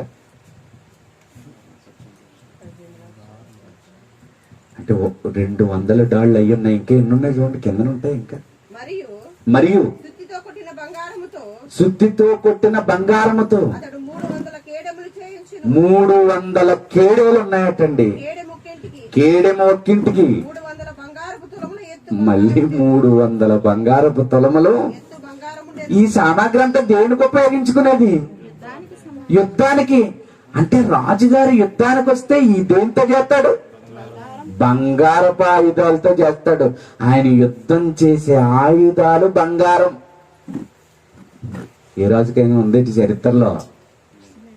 బాగా రిచ్ కదా మన రాజుగారు. ఏమండి, ఎంత కోరిక కాకపోతే, ఎంత స్టేటస్ గా ఆలోచించకపోతే హుందాతనం ఆలోచించాడు కదండి. నాకంటూ ఒక స్టేటస్. నేను యుద్ధం చేస్తే దేంతో చేయాలి? బంగారంతో చేయాలి. ఇక్కడికి బాగుంది. ఆయన కూర్చునే సీటు దగ్గరికి వెళ్దాం ఇప్పుడు. మరియు రాజు దంతము చేత ఆయన కూర్చునే సింహాసనం. మన బళ్ళారి బాబు దగ్గర కూర్చుని ఉంటేనే కథలుగా చెప్పింది మనకి ఈ న్యూస్ మీడియా. అది ఎంత ఉందనుకుంటారు? కనీసం ఈ కుర్చీ అంత కూడా లేదు అది. కానీ ఈయన సింహాసనం చూస్తారా ఒకసారి? మరియు రాజు దంతము చేత పెద్ద సింహాసనం అట. సువర్ణం అంటే ఏంటి? సింహాసనం అంతటికి కూడా ఏముంటది? బంగారం. ఆ సింహాసనానికి, ఈ సింహాసనమునకు ఎన్ని మెట్లు ఉంటాయి? 6 మెట్లు. సింహాసనపు మీది భాగము వెనుక పెద్ద ఆర్చ్ ఉంటది అనమాట. గుండ్రంగా ఉంటది సింహాసనం అంతా. ఆసనమునకు ఇరుపార్శ్వముల. ఆసనం అంటే కూర్చున్న దగ్గర 2 వైపులా. ఇదిగో ఈ కుర్చీలో కూర్చున్నాను, ఇటు ఒకటి ఉందా? ఓతలంటే ఇవి. ఓతల దగ్గర ఇగో ఈ ముందు ఉంటాయి అనమాట 2 సింహాల బొమ్మలు ఉంటాయి. దేనికి? కుర్చీకి, సింహాసనానికి. ఇరుపక్కల 6 మెట్ల మీద. అంటే ప్రతి మెట్టు మీద 2 సింహం బొమ్మలు ఉంటాయట. అటువంటిది ఏ రాజ్యమందు కూడా. ఏమండి, ఈ సింహాసనం, ఈ మెట్లు, ఈ సింహ బొమ్మలు ఇవన్నీ దేంతో చేశారనుకుంటున్నారు? అంతా బంగారమే. ఆయనకున్న సింహాసనం అట ఆ ప్రాంతంలో, ఆ తరములో ఏ రాజ్యంలో కూడా బంగారపు సింహాసనం. మెట్లటండి. ఒక్కొక్క మెట్టి అంత పెద్దది ఉంటుందండి. సుందరరావు గారు వస్తున్నారు అనుకోండి, ఈ స్టేజ్ ఎత్తరు ఇటు ఎవడన్నా. ఎందుకు? ఆయన స్టేటస్. అవునా కదండి? ఇప్పుడు రాజుగారికి సింహాసనం ఎంత ఉంటది? పెద్దది. పెద్దదానికి మెట్లు ఎంత ఉంటాయి? చిన్న చిన్నవి ఉంటాయి. దానికి తగ్గట్టు మెట్లు. ఆ ప్రతి మెట్టు మీద ఏంటి? సింహపు బొమ్మ. ఆ బొమ్మ కూడా దేంతో ఉంటది? బంగారం. మళ్ళీ పెద్ద సింహాసనం, దాని చుట్టూ రౌండ్ గా ఉంటదంట, ఆర్చి కింద. అవును కదా? అప్పుడప్పుడు పెళ్లిళ్ళకి దంపతులు కూర్చోవడానికి కుర్చీ పెడతా ఉంటారు. అది చూడండి అలాగుంటది. ఉంటదా లేదా? మరి వాళ్ళిద్దరు కూర్చునేది అంత చిన్నది అలా ఉంటే, ఇప్పుడు రాజుగారి పెద్ద సింహాసనం అన్నాడు కదా, మరి ఆ పెద్ద సింహాసనం ఎలా ఉంటుందో ఆలోచించుకోండి మీరు ఒకసారి. ఆయన సింహాసనం బంగారం, ఆయన యుద్ధానికి ఉపయోగించే పరికరాలు బంగారం. మరి ఇంకేంటి? మరియు రాజైన సొలొమోను పాత్రలు ఏమంటే ఆయన వాడేవేటి? పాత్రలు బంగారు పోయిండెను. రెబానోను అరణ్య మందలి పాత్రలోను బంగారుపువే. వెండిది ఒక్కటి కూడా లేదటండి. ఆయన అసలు వెండి గాను ఇత్తడి గాని సిల్వర్ గాని ఏం వాడట. సొలొమోను దినములలో వెండి ఎన్నికకు రాలేదటండి. వెండి ఉపయోగం లేకుండా పోయింది, విలువ లేదట దానికి. ఎందుకు? బంగారమే అంత. వెండికి విలువ లేకుండా పోయిందట ఆయన కాలంలో. ఆయన తాగే పాత్రలు, భోజనం చేసేవి. ఏమంటే మన ఇంట్లో కూడా వెండి పళ్ళాలు ఉంటాయి కొంతమంది ఇళ్లలో. రోజు భోజనం చేస్తారండి, దాంట్లో అరిగిపోద్ది, తరుగుతుంది వెళ్ళేది. కనుక అస్తమానం ఉపయోగించాం. పిల్లడికి అన్నం తినిపించేటప్పుడు వెండి గిన్నె పెడతాం, రోజు దాంట్లోనే పెడతామా? పెట్టలేం. ఎందుకు? పాడైపోద్ది, మళ్ళీ కొనలేం కదా. బళ్ళారి బాబు గారికి కూడా బంగారం పాత్రలు ఉన్నాయి. రోజు తింటాడు అనుకుంటున్నారా? ఓన్లీ పండగలకే. మరి మా రాజుగారు అప్పుడప్పుడు తిండు, రోజు ఎక్కడో రిలాక్స్ అవ్వడానికి అరణ్యంలోనికి వెళ్తాడట. అక్కడ కూడా మద్యం సేవిస్తాడట. ఆ అరణ్యంలో మద్యం సేవించడానికి వెళ్ళినప్పుడు కూడా దేంట్లో తాగుతాడట? అరణ్యంలో కూడా పెట్టుకున్నాడట. ఏంటి? బంగారు పాత్రలు. ఆయన పాత్రలు వెండిది ఒకటి కూడా. వెండిదే లేకపోతే కర్రది ఎక్కడ ఉంటది? ఇత్తడిది ఎక్కడ ఉంటది? ఇనుముది ఎక్కడ ఉంటది చెప్పండి? బంగారం, బంగారం, బంగారం, బంగారం. నిజంగానండి ఆయన స్టేటస్ చూడడానికటండి చుట్టుపక్కల రాజ్యాలలో ఉన్న రాజులు, రాణిలు, వారి కుమారులు, కుమార్తెలు క్యూ కట్టేసేవారటండి. క్యూ కట్టేసేవారట. మరి ఉత్తనే ఏమన్నా చూడడానికి వచ్చేవారు అంటే అది కాదట. మళ్ళీ అంత పెద్ద రాజుగారి దగ్గరికి మనం వెళుతున్నామంటే చిన్న ఖాళీ చేతులతో వెళ్తే మనల్ని చీపుగా చూడ్డారు రాజుగారు. మనల్ని గొప్పగా చూడాలంటే ఏం చేయాలి? మనమే గొప్పగానే పట్టుకెళ్ళాలి ఆయన దగ్గరికి. కానుకలు, కానుకలు, కానుకలు, కానుకలు వచ్చేస్తాయట. ఏటాట ఎన్నో మణుగుల బంగారం అట. ఎవరి దగ్గరికి? సొలొమోను గారికి. కానుకలు. ఏటి కానుకలు జరగడానికి నువ్వేమన్నా ఆడపిల్లవా? నీ ఫిగర్ చూడడానికి వస్తున్నారా? లేదు, నీ వైభవం, నీ టీవీ, నీ రాజరికం, ఇవన్నీ చూడటానికి రాజుగారు అలా ఉంటారంట, రాజుగారు ఎలా ఉంటారంట, రాజుగారి సింహాసనం అలా ఉంటదట అనగానే రాజులు సహితం రావాలనుకున్నారంటే సామాన్యుడికి ఎంట్రీ లేదు అక్కడ. అక్కడ పరిస్థితి ఏంటో తెలుసా? సామాన్యుడు, ఆయన రాజ్యంలో ఉన్నాడు కూడా ఆయన చూడటానికి వీలు. ఓన్లీ రాజులకే, రాజకుమారులే వచ్చేవారట. వచ్చిన వాళ్ళు ఖాళీగా వచ్చేవాడు కదట. ఏ ఊరు కానుకలు ప్రతి ఏటా. మీరు ఇంటికి వెళ్ళిన తర్వాత ఆయన జీవితాన్ని అంతటినీ చదువుకోండి. ఆ 16వ అధ్యాయంలో ఉంటది మొత్తం ఆయన స్టేటస్ అంతా. అనిల్ అంబానీ ఎవడో వాళ్ళ ఆవిడికి పుట్టినరోజు గిఫ్ట్ గా ఒక షిప్ ఇచ్చినందుకే చచ్చిపోయింది ఈ సమాజం అంతా. షిప్ ఇచ్చాడు అని. ఆయనకు ఓడలు ఉన్నాయట. ఓడలు ఏం చేస్తాయో తెలుసా? ఆ సముద్రం మీద అలా తిరుగుతా ఉంటాయంట. తిరిగి సముద్రమందు హీరాము ఓడలతో కూడా తర్షీషు ఓడలను, రాజునకు తర్షీషు ఓడలంటే అతి పెద్ద ఓడలు అనమాట. ఓడల ప్రయాణం చేసే ప్రాంతం అది. అలాంటి పెద్ద పెద్ద ఓడలు ఉన్నాయట. ఎవరికి? అంటే ఆయనకి లేనిది ఏముందని చెప్పండి. ఓడలు అన్నాడంటే ఓడుందా? ఇంకెక్కువే ఉన్నాయా? ఒకటి రెండు ఉంటాయి, ఏంటి వందలే ఉంటాయి అవి కూడా నాకు తెలిసి. ఆ వాడలు ఏం చేసేవో తెలుసా? ఈ తర్షీషు వాడలు 3 సంవత్సరములకు ఒక్కొక్క మారు బంగారమును ఇవన్నీ ఏం చేసేది తెలుసా? మరి ఫ్లైట్లు లేవు కదా. రాజులు సంపాదించు సంపద యావత్తు ఆయా దేశములలో దొరుకు సంపదను పోగు చేసుకునేవాడంట. దేంట్లో? వాడల్లో. వాడ వెళితే 3 సంవత్సరాలు అలా తిరిగేది. ఏ దేశంలో ఏముంది అక్కడికి వెళ్ళేది. అక్కడ ఉన్న సంపద అంతా కూడా ఏం చేసేది? వాళ్ళు ఎక్కించుకునేవారు. 3 సంవత్సరాలకు వచ్చేదట. ఎవరి దగ్గరికి? ఏ దేశంలో ఉన్నా అది ముందు ఎవరి దగ్గర ఉండాలి? పలానా దేశంలో ఉన్నది రాజుగారి దగ్గర లేదంటాను కుదరదు. అలా సంపదను సేకరించడానికి ఏం పెట్టాడు? వాడలు, తర్షీషు వాడలు పెద్దవి. ఏంటండి బాబు ఆయన వైభోగం, ఆయన సంపద చూసాం, ఆయన భోజన పాత్రలు చూసాం, ఆయన సింహాసనం చూసాం, ఆయన యుద్ధానికి సంబంధించినవి చూసాం. మరి తిండి దగ్గరికి వెళ్దామా ఏమండి? తిండి కూడా ఒక స్టేటస్ కదండి. తిండి దగ్గరికి వెళదామా? ఆ తిండి ఎలా ఉందో చూడండి. 4వ అధ్యాయం 22వ వచనం. రాజుల మొదటి గ్రంథం 4వ అధ్యాయం 22వ వచనం. ఒక్కొక్క దినమునకు సొలొమోను భోజనపు సామాగ్రి ఎంత అనగా ఒక్క రోజు ఆయన డైనింగ్ టేబుల్ మీద ఉండే భోజనం ఎంతో తెలుసా? 600 తూముల సన్నపు గోధుమ పిండి, 1200 తూముల మొతక పిండి. అయ్య బాబు ఎందుకండి 10? ఒక ఎడ్డు కోసాం అనుకోండి, ఇక్కడ ఉన్న మనం ఎన్నాళ్ళు తినాలి అంటే మామూలుగా అంటున్నాం, ఎద్దు తినమని కాదు.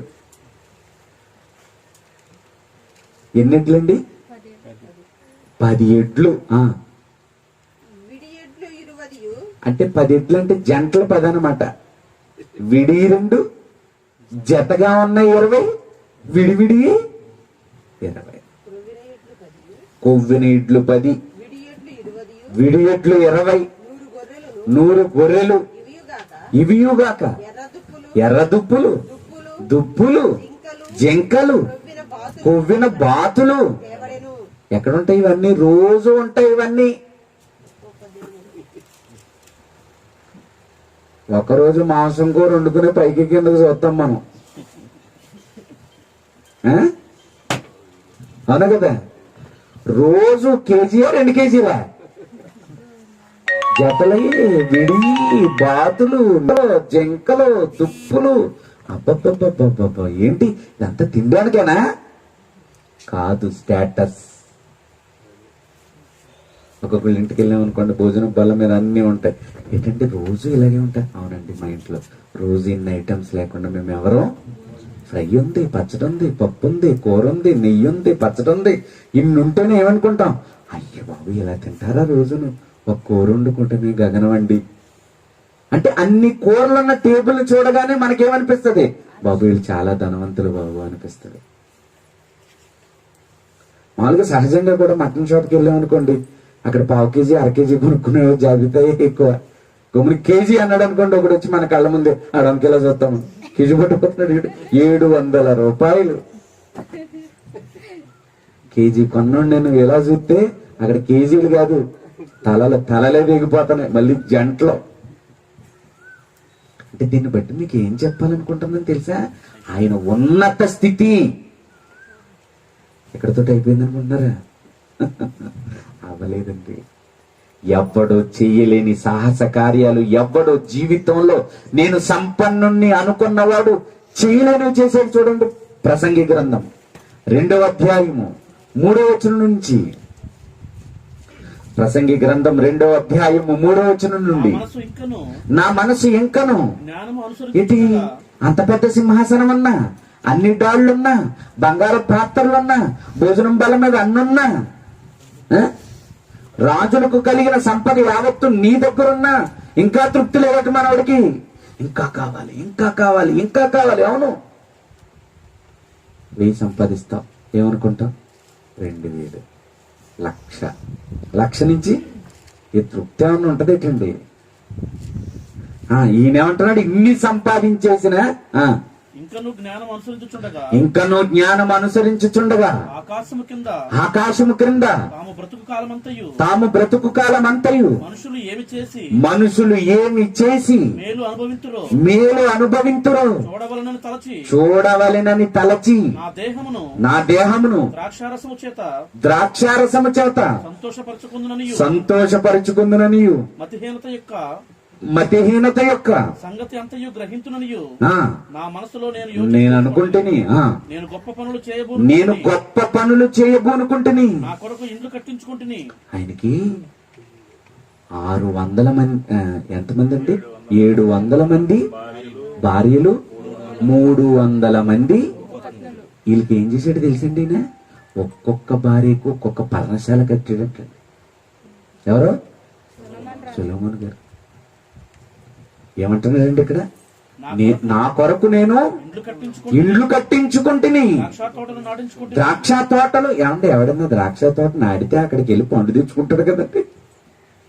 ఏమన్నా మన మోడీ గారికి ఏమన్నా ద్రాక్ష ఈయన అమ్ముకోవడానికి కాదు. ఈరోజు చాలా మంది సంపన్నులకి ద్రాక్ష తోటలు అవి ఉంటాయి. అవన్నీ దేనికి? బిజినెస్ పర్పస్ అదంతా.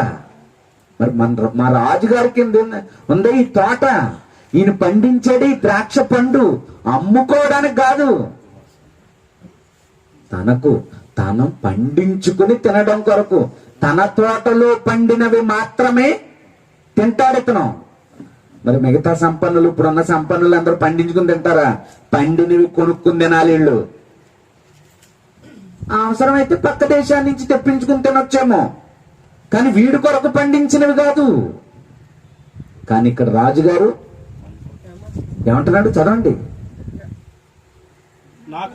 నా కొరకు తోటలను శృంగార వనములను వేయించుకొని వాటిలో సకల విధములైన ఫల వృక్షములు నాటించి తిని. ఎవరి కొరకు? అమ్ముకోవడానికి, బిజినెస్ కాదు. ఇక్కడ మర్చిపోకూడదు. ఏమంటే నాకు ఒక 10 ఎకరాల మామిడి తోట ఉందని అంటాడు. దేనికి? ఇది తినడానికి కాదు, అమ్ముకోవడానికి. కానీ రాజుగారికి తోటలు వనాలు అమ్మడానికి కాదు, మరి దేనికి? అనుభవించడానికి. ఆయనకు, ఆయన భార్యలకు, ఆయన పిల్లలకు కేవలం ఈ తోటలో పండినవి మాత్రమే ఇవ్వాలి. అనుభవించాలి వాళ్ళంతా. వాళ్ళు ఉపయోగించుకోవటం కోసం తోటలు వేసుకున్నారట వాళ్ళు. వేయించి తిని వృక్షముల నారుమళ్లకు నీరు పారుటకై నేను చెరువులు తవ్వించుకున్నాను. పనివారిని పనికత్తెలను సంపాదించుకుంటుని. నా ఎంట పుట్టిన దాసులు ఉన్నారటండి. ఇది ఏమన్నా అర్థమవుతుందా మీకు? ఎంట పుట్టిన దాసులు అంటే అర్థం ఏంటో తెలుసా? ఇంకా అక్కడికి వచ్చి స్థిరపడిపోతున్నాడు. ఇంకా అది వెళ్ళడానికి ముందు నేను వెళ్ళానండి, నేను పని కుదిరానండి, నాకు వయసు వచ్చిందండి, నాకేం చేశాడు? పెళ్లి చేశాడండి. నా భార్య నేను ఆయనకి పని వాళ్ళమేక. ఇప్పుడు నాకు పిల్లలు పుట్టారు, వాళ్ళ పెద్దోళ్ళు అయ్యారు. వాళ్ళు కూడా ఆ రాజుగారికి పని వాళ్ళే. వాళ్ళకి పెద్ద వయసు వచ్చిన తర్వాత వాళ్ళకి పెళ్లి చేస్తాడు. ఎవరు? రాజుగారే కదా. స్క్రీన్ పై డైరెక్టర్ అంతా అయితే నా ఇంట పుట్టిన పనివారు. ఏమంటే మన దగ్గరికి ఆడు పనుడు వస్తాడు, సంవత్సరం చేస్తాడు, 6 నెలలు చేస్తాడు, వెళ్ళిపోతాడు. కానీ రాజుగారి దగ్గర ఎవరున్నారు అంటే ఎంత పుట్టిన పనివారు ఉన్నారంట. పనోళ్ళని ఎంత బాగా చూసుకుంటున్నాడండి. అంటే పనోళ్ళు కూడా అనుకుంటున్నారనమాట, ఏమని, మనం ఎక్కడికి వెళ్ళకూడదురా బాబు, ఏమైపోయి కానీ రాజుగారి ఆస్థానంలో ఉంటే సరిపోదు, చచ్చిపోతే ఇక్కడే చచ్చిపోవాలంటే అంత భాగంగా ఉంది. ఎవరికి? పనివారికి. లేకపోతే పిల్లలు పుట్టేదాకా ఎందుకుంటారండి? ఆ పిల్లల్ని మళ్ళీ అతనికే పనివారి చేయాలని ఎందుకంటారు? ఈ రాజుగారి దగ్గర పని చేసిన బ్రతుకు భాగ్యమే అనుకున్నారు వాళ్ళు. అంత బాగుంది పనులకు కూడా. ఎంత ధనవంతులు చూడండి. అంటే సెక్యూరిటీ గార్డుకి ఎవడన్నా వేసేడతాడా? అది గేట్ తీసి గేట్ వేయడానికి కూడా ఆడుకున్న చిన్న దాంట్లో వేసి పెట్టాడు అనుకోండి, ఏమంటారు? ఎంత మంచోడండి బాబు ఆయన అంటారా లేదా? మరి అలాగా ఆయన ఎంత పుట్టిన పని వాళ్ళు అనుకున్నారట. ఇంకా యెరూషలేమునందు నాకు ముందున్న వారందరికంటే నాకు ముందున్న వారందరికంటే ఎక్కువగా పనులను పశువుల మందలను గొర్రె మేకల మందలను బహు విస్తారముగా సంపాదించి తిని నా కొరకు నేను వెండి బంగారములను రాజులు సంపాదించు సంపద యావత్తును ఆయా దేశములలో దొరుకు సంపత్తును కూర్చుకొంటిని. నేను గాయకులను గాయకురాండ్రను మనుషులు హెచ్చయించు సంపదలను సంపాదించుకొని బహుమంది ఉపపత్నులను. అసలు సొలొమోను గారు అనుభవించండి ముందు చెప్పండి. మీరు ఇప్పుడున్న ధనవంతులు అన్ని అనుభవిస్తున్నారని మీరు అనుకుంటున్నారా? చిచ్చి, ఎవ్వడి వల్ల కాదు. ఎవ్వడు ఏమీ అనుభవించలేడు. అన్ని పనులు చేయడానికి, అన్ని ఆనందాలు ఆనందించడానికి వాళ్ళెవ్వరికి రైట్స్ నిఘా నేత్రాలు ఉన్నాయి ప్రతి వాడికి. ఎవడు ఏ పొరపాటు చేసినా బయటకు వచ్చేస్తాడు అంతే. ఎవరికైనా పబ్కి వెళ్ళాలని ఉందనుకోండి, వెళ్ళగలడాడు?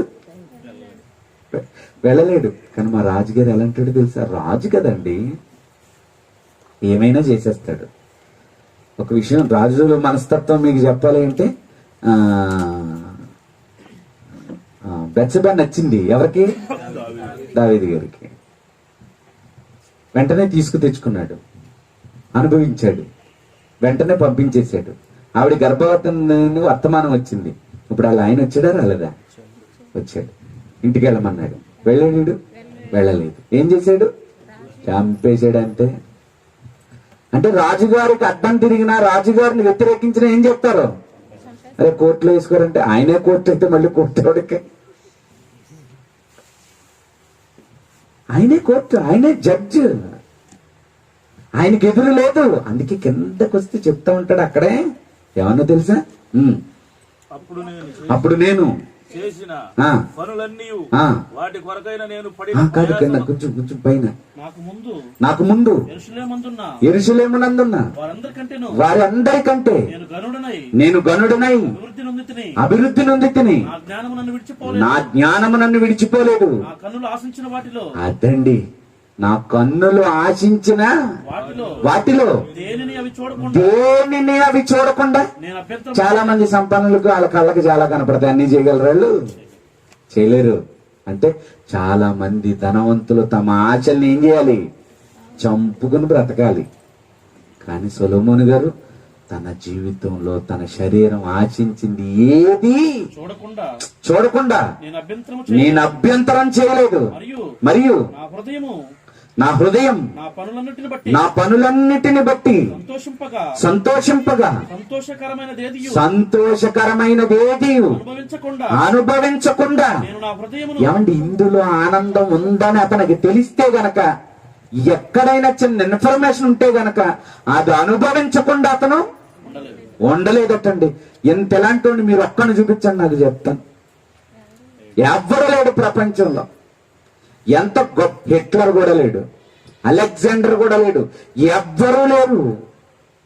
ఇంతలాగా ఆనందించినవాడు, ఇంత సంపద కూడబెట్టినవాడు, ప్రపంచంలోనే అత్యంత ధనవంతుడు, దేవుడి చేత చేయబడిన ధనవంతుడు ఇతను.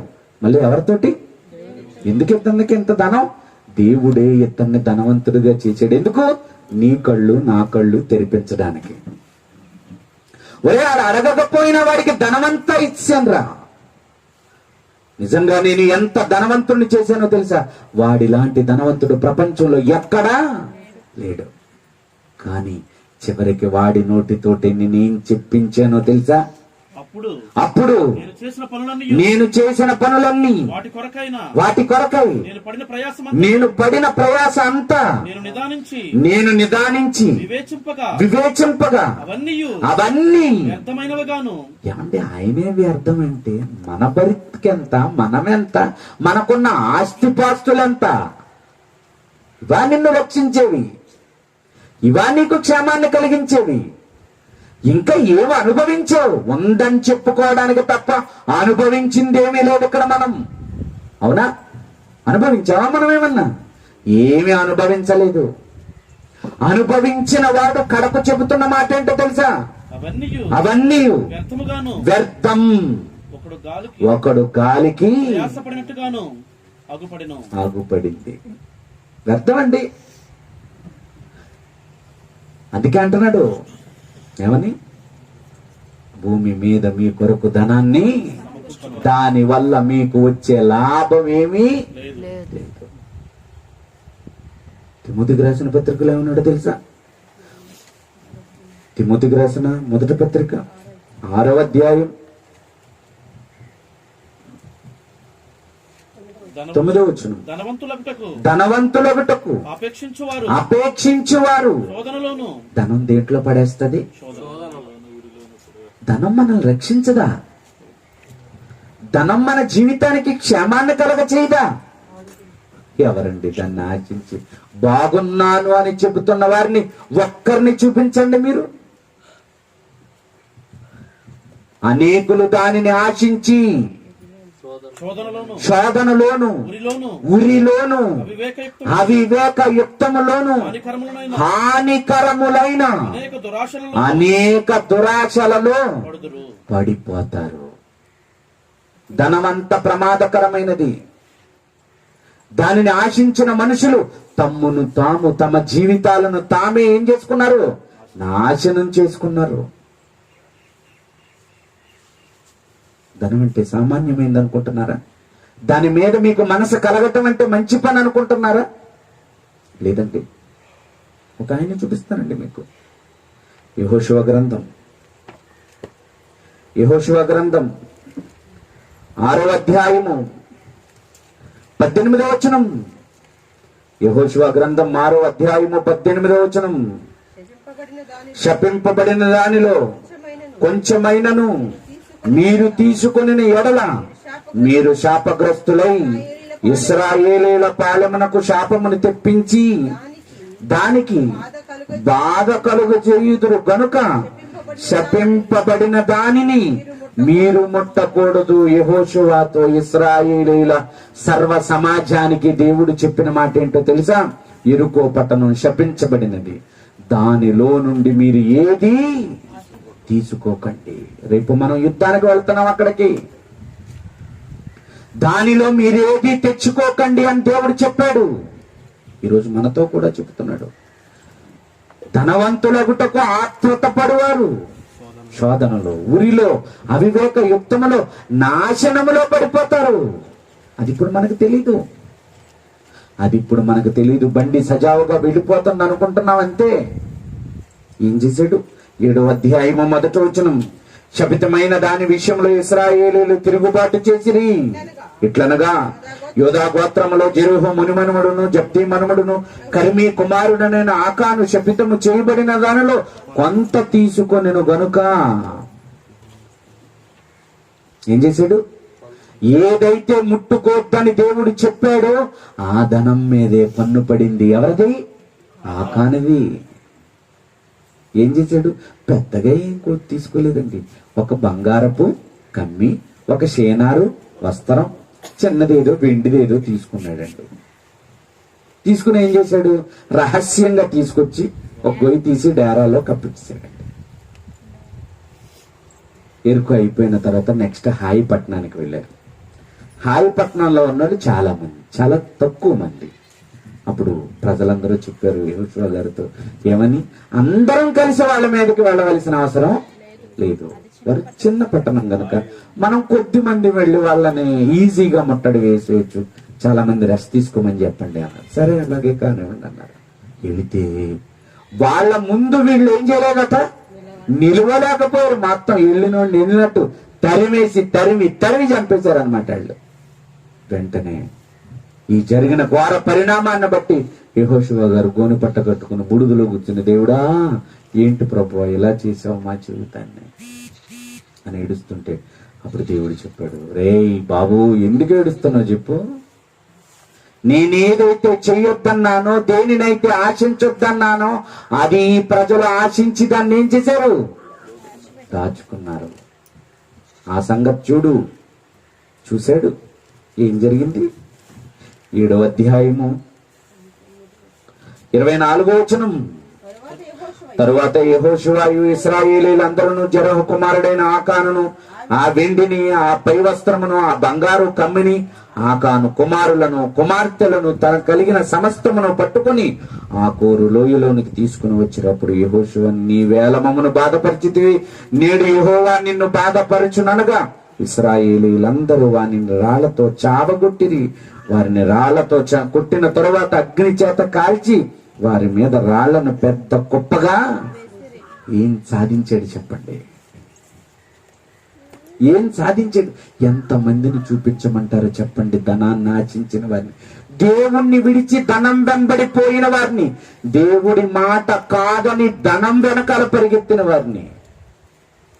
చాలా మంది ఈరోజు దేవుణ్ణి ధనాన్ని కూడా బ్యాలెన్స్ చేసుకుంటూ వెళ్తారు.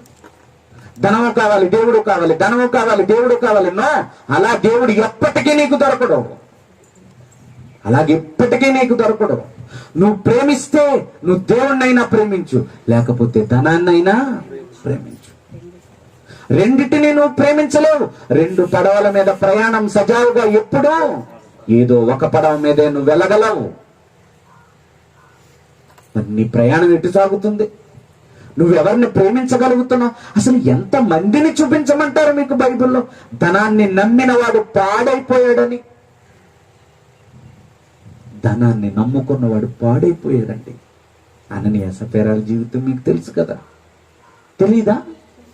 ధనం చేతిలోకి రాకముందు భక్తిగా ఉండిన వారు. వాళ్ళు పొలం అమ్మేరు, డబ్బు చేతిలోకి వచ్చింది. డబ్బు చేతిలోకి రాగానే ఏమనుకున్నారో తెలుసా? మనకున్నది ఎంతే భూమి కదా, ఇప్పుడు అమ్మేసి ఇచ్చేసామనుకో, మళ్ళీ ఎప్పుడన్నా ఇవ్వాలంటే ఎలా ఇవ్వగలం? కానీ ఏం చేద్దామో తెలుసా? కొంతమంది దగ్గర పెట్టుకుందాం, కొంత ఇచ్చేద్దాం, మళ్ళీ కొంత తర్వాత ఇవ్వద్దులే, ఇద్దాంలే. తప్పే. నువ్వెందుకు దాని మీద ఆశ కలిగింది? దేవుడికి ఇవ్వలేదని కాదు, ఈ సంపద అంతా అతందే, నువ్వివ్వలేదని కాదు. నీ మనస్సును ఎందుకు ధనం మీదకి మళ్లించుకుంటున్నావు? నాకంటే ఎక్కువగా నీ మనసు ఎందుకు అట్టిపోతుంది? ఈరోజు అనేకులు రాలేకపోవడానికి గల కారణం ఏంటి? పనికి వెళ్ళాలి కదా, పని చేసుకోవాలి కదా. ఈరోజు పగలు కూడా వెళ్ళిపోతే మనకు డబ్బులు ఎక్కడి నుంచి వస్తాయి? నీకివ్వడా? ఆకాశ పక్షుల్ని చూడండి, అవి విత్తవు, కోయవు, కొట్లలో. మీరు వాటికంటే బహు. నువ్వు నమ్ము. నువ్వు నమ్మితే నీకేదైనా చేస్తాడైనా. నువ్వు నమ్మకుండా నీకేం చేయలేడైనా. ఆకాశ పక్షుల్ని చూడమంటున్నాడు, అవి మనకంటే చాలా గొప్పవి అని చెబుతున్నాడు ఆయన. ఏం జరిగింది అననీయ సఫీరాల జీవితంలో? అపొస్తలుల కార్యములు 5వ అధ్యాయము 1వ వచనం నుండి, అననీయవాను ఒక మనుషుడుండెను, తన భార్య అయిన సఫీరాతో ఏకమై పొలము అమ్మెను. భార్య ఎరుకని అంటే అర్థం ఏంటో తెలిసి, ఇద్దరు కుమ్మక్కైపోయారు డబ్బులు వచ్చిన తర్వాత. వాడు దాని వెలలో కొంత తీసుకుని కొంత తెచ్చి అపోస్తలుల పాదముల యొద్ద పెట్టారు. అప్పుడు పేతురు, అననీయా, నీ భూమి వెలలో కొంత దాచుకుని పరిశుద్ధాత్మను నువ్వు మోసం. నువ్వు నీ మనసు దేవుడి మీద నుంచి ధనం మీదకి వెళ్ళిపోతే నువ్వెవరిని మోసం చేస్తావో తెలుసా? దేవుణ్ణి మోసం చేస్తావు. దేవుణ్ణి మోసం చేసే ధనం మనకి ఎందుకు చెప్పు? దేవుడి వైపు కాకుండా తన వైపుకు మళ్లించుకునే ధనం మనకెందుకు చెప్పు? ధనం ఎవరి వైపు మళ్లించుకుందట? ధనం వైపు మళ్లించుకుంది. నన్ను ఎందుకు మోసం చేసావు? నువ్వు పరిశుద్ధాత్మను, దేవుణ్ణి ఎందుకు మోసం చేసావు? అంటే ధనం మన దగ్గరకు వచ్చిన తర్వాత దేవుణ్ణి మోసం చేసేటట్టుగా చేస్తుందా? చేస్తుంది. గెహజీ ఏం చేశాడు చెప్పు? మోసం చేయలేదా? మోసం చేయలేదా? గెహజీ, నువ్వు ఎక్కడికి వెళ్ళావు? నేను ఎక్కడికి వెళ్ళలేదు, ఎక్కడే ఉన్నాను. ఎందుకు రా అబద్ధం ఆడుతున్నావు? నువ్వు వెళుతున్నప్పుడు నా ఆత్మ నీతో కూడా ఆశించి ఏం చేశారు చెప్పండి, ఆలోచించండి. కథలు కావివి, యథార్థమైనది బైబిల్, జీవ గ్రంథం బైబిల్. కానీ మనుషులకు పట్టడం లేదు, మనుషులు ఆలోచించటం లేదు. ధన వ్యామోహంలో పడిపోయింది. హంగులు ఆర్భాటాలకు మనుషులు లోనైపోయారు. దేవుణ్ణి కూడా ధిక్కరించి ధనాన్ని సంపాదించాలనుకుంటున్నారే తప్ప దేవుణ్ణి మోసం చేస్తుంది, దేవుణ్ణి మోసం చేయిస్తుంది నీ ధనమని నీకు అర్థం కావటం లేదు. అసలు మనకు కూడా అర్థం కాదండి. ఈ పరిణామాలన్నీ వాళ్ళకి ఆ రోజు సంభవించాయి.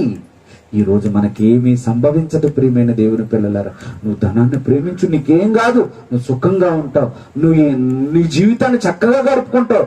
కానీ ఈ పర్యవసానం అంతా ఎప్పుడు బయటపడుతుందో తెలుసా? కన్ను మూసిన తరువాతే. ఏమీ జరగటం లేదు కనుక మనం ఏమనుకుంటున్నాం తెలుసా? నేను న్యాయంగా ఉన్నాను, నేను యథార్థంగా ఉన్నాను, నేను భక్తిగా ఉన్నాను అనుకుంటున్నాం. లేదు ప్రియుడా, వాక్యంతో నీ జీవితాన్ని నువ్వు సరిచూసుకోవలసిన అవసరత ఎంతైనా ఎక్కువగా ఉపయోగపడుతుంది. వద్దండి, ధనం గొప్పది కాదు. నువ్వు ఆయన్ని ప్రేమించు, సమస్తాన్ని నీ పాదాల కింద పడేస్తాడు ఆయన. నువ్వు ఆయన ఇష్టాన్ని నెరవేర్చు, నీ పాదాల కింద పడేస్తాడు. కింద పడిపోతే కళ్ళకు అద్దుకోవటం కాదు, నీ పాదాల దగ్గర పడేస్తాడు. పరలోకంలో బంగారం ఉందని చెప్పుకుంటాం కదా, బంగారపు వీధులు అన్నాం కదా. అసలు ఎవడన్నా బంగారం కింద పడిపోతే ఒప్పుకుంటాడో చెప్పు? ఒప్పుకుంటారా? దండం పెట్టేస్తారు కదా దానికి, అవునా కదా? చాలా జాగ్రత్త. ఏంటి దానికున్నా అంత గొప్ప, అదే బైబిల్ కింద పడిపోయింది అనుకో, బాధ వస్తుందా నీకు? అటో దెబ్బ ఇటో దెబ్బ కొడతావేమో. దేన్ని? బైబిల్ దొలపటం. మళ్ళీ అది బంగారం కింద పడిపోయింది అనుకో, మళ్ళీ కింద తెల్ల కొడతావా? అలా ఎందుకు కొడతావు? చక్కగా గుడ్డ పట్టుకుని దుడుస్తావు దాన్ని. మరి బైబిల్ కింద పడిపోతే ఎలాగో దెబ్బ, ఎలాగో దెబ్బ. మన జీవిత విధానం అండి ఇదంతా. మనకెవరో చెప్పరండి, మనకెవరో నేర్పించరండి.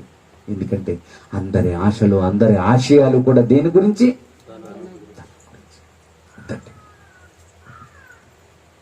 ప్రియమైన దేవుని పిల్లారు, అనేకులు దానిని ఆశించి ఏమైపోయారట?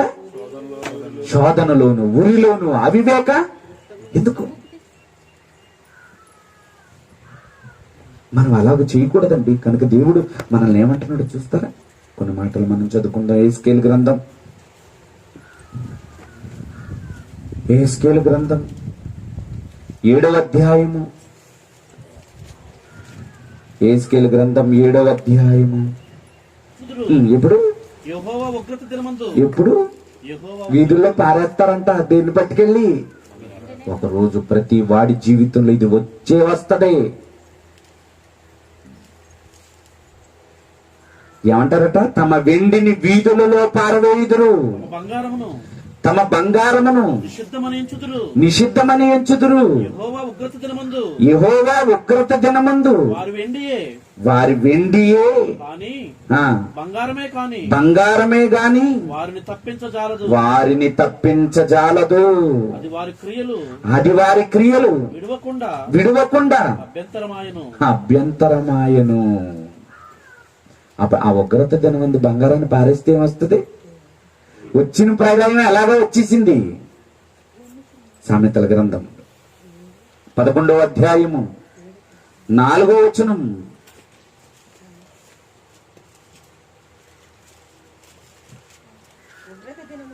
ఉగ్రత దినమందు ఆస్తి అక్కరకు రాదు, నీతి మరణము నుండి. ఉగ్రత దినమందు ఆస్తి ఏం చేయదట? అక్కరకు రాదు. మనల్ని కాపాడలేని ఆస్తి మనకెందుకు చెప్పండి? కాపాడేవారు ఎవరు? దేవుడు. మరి నువ్వు దేవుణ్ణి ప్రేమిస్తున్నావా, సిరిని ప్రేమిస్తున్నావా? నీ జీవితంలో ఎక్కువ స్థానం దేవుడికుందా, సిరికుందా చెప్పు. నువ్వు ఎక్కువగా ప్రేమిస్తున్న నీ ఆస్తి నీకు అక్కరకు రాదు, నిన్ను కాపాడదు. కాపాడేవాడు ఎవరు? దేవుడు. నీతి అంటే దేవుడే కదా, యథార్థం అంటే దేవుడే కదా. నీతి మరణము నుండి అంటే దేవుడు మరణము నుండి నిన్నేం చేస్తాడు? రక్షిస్తాడు. రక్షించేది దేవుడు, భక్షించేది ధనం. అననీయ సఫీరాల జీవితాన్ని నాశనం చేసింది ధనం కాదా? గెహజీ జీవితాన్ని పాడు చేసింది ధనం కాదా? ఆకాను జీవితాన్ని పాడు చేసింది ధనం కాదా? వారు ఆశించారు, అనేకులు దానిని ఆశించి శోధనలోను ఉరిలోను అవివేక ఆశించిన ప్రతి వాడు అలానే అయిపోతాడు. ఒకవేళ భూమి మీద ఏం కాకపోవచ్చు, ధనవంతుడు ఉన్నాడు కదా మన కళ్ళ ముందు. అప్పుడు అతడు పాతాళంలో వేతన పడుచు, తండ్రి అయిన అబ్రహామా నన్నేం చెయ్యి, ఏంటి నీ ధనం నిన్ను కాపాడలేదా? నా ప్రాణమా తిన్ను త్రాగు సుఖించు, అనేక సంవత్సరాలకు విస్తారమైన నీ ఆస్తి నిన్ను కాపాడలేదా? నిన్ను కాపాడగలిగిన వాడు దేవుడు. ఆయన మీద ప్రేమ పెంచుకో, ఆయన మీద గౌరవాన్ని పెంచుకో, ఆయన మీద భక్తిని పెంచుకో, ఆయన మీద విశ్వాసాన్ని పెంచుకో. ఆయన నిన్ను ప్రేమించేటట్టుగా నువ్వు ఆయన నీ వైపు తిప్పుకోవాలి. అలా తిప్పుకోవాలి అంటే నీ ధనాన్ని వదులుకోవాలి నువ్వు. ఒక పౌలు దేవుడి దృష్టిలో గొప్పవాడు ఎందుకయ్యాడు? ఒక మోషే దేవుడి దృష్టిలో గొప్పవాడు ఎందుకయ్యాడు? ఒక పౌలు చెబుతున్న మట్టేంటో తెలుసా? నాకేవేవి లాభకరమైనవో అది క్రీస్తు నిమిత్తం నేను సమస్తమును. నువ్వు దాన్ని విడిచిపెట్టగలిగితే దేవుడు నిన్ను ప్రేమించగలుగుతాడు.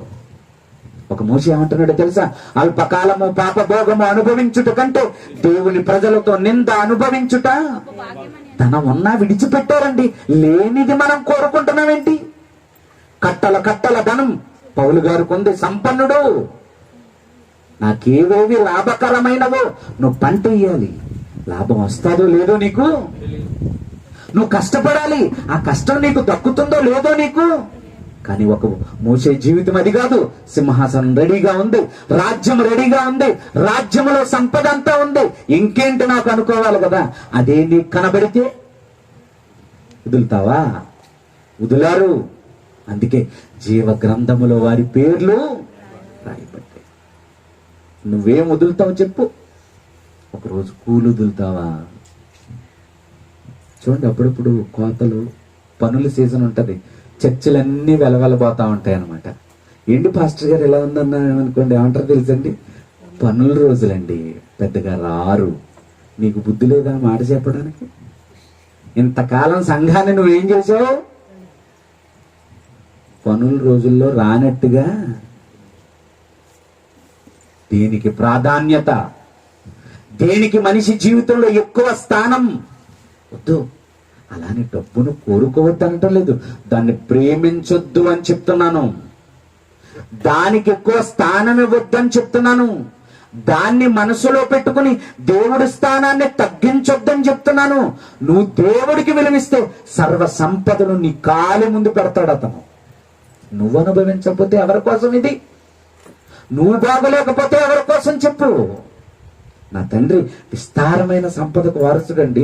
మరి నేను ఆ సంపదకు వారసుని అవ్వాలి అంటే, ఆ సంపద అంతా నాకు వరించాలి అంటే నేనేం చేయాలి? నేను కష్టపడి, ఈరోజు మీరు నేను కష్టపడి ఒళ్ళు హోనం చేసుకుని రోగాల బారిన పడిపోయి అలిసిపోవలసిన అవసరం లేదు. అపార కోటీశ్వరుడు ఎవరు? కలిగి ఉన్నదేది ఆయన లేకుండా అన్ని ఆయన చేతిలో ఉన్నాయి. ఇవ్వగలడు ఆయన. మేలుతో మీ హృదయములను ఏం చేయగలడు? నింపగలడు. ఆయన దగ్గర నుంచి రావాలి నీకేదైనా. నా తండ్రి ఆస్తిపరుడు, కానీ నేను మా నాన్న మాట విన్నాను. నేను వినకుండా నేను ఏం చేస్తాను? ఇప్పుడు బయటకు వస్తాను, ఒక బిజినెస్ పెడతాను, లేకపోతే ఒక కంపెనీ పెడతాను, లేకపోతే ఏదో పెట్టుకుంటాను. ఇన్ని ఆటుపోట్లు నాకు. దీంట్లో నేను నిలబడొచ్చు, నిలబడకపోవచ్చు. కానీ నాకు సూత్రం ఏంటో తెలుసా? నేను వెళ్ళి మా నాన్న చెప్పినట్టు చేశాను అనుకో, మా నాన్నతో ఉన్నాను అనుకో, మా నాన్న మాట విన్నాను అనుకో, నేనేం చేయక్కర్లేదు. వెళుతూ మొత్తం వీలునామా రాసిన చేతులు పెట్టి వెళ్ళిపోతాడు. నేను సంపన్నుడిని.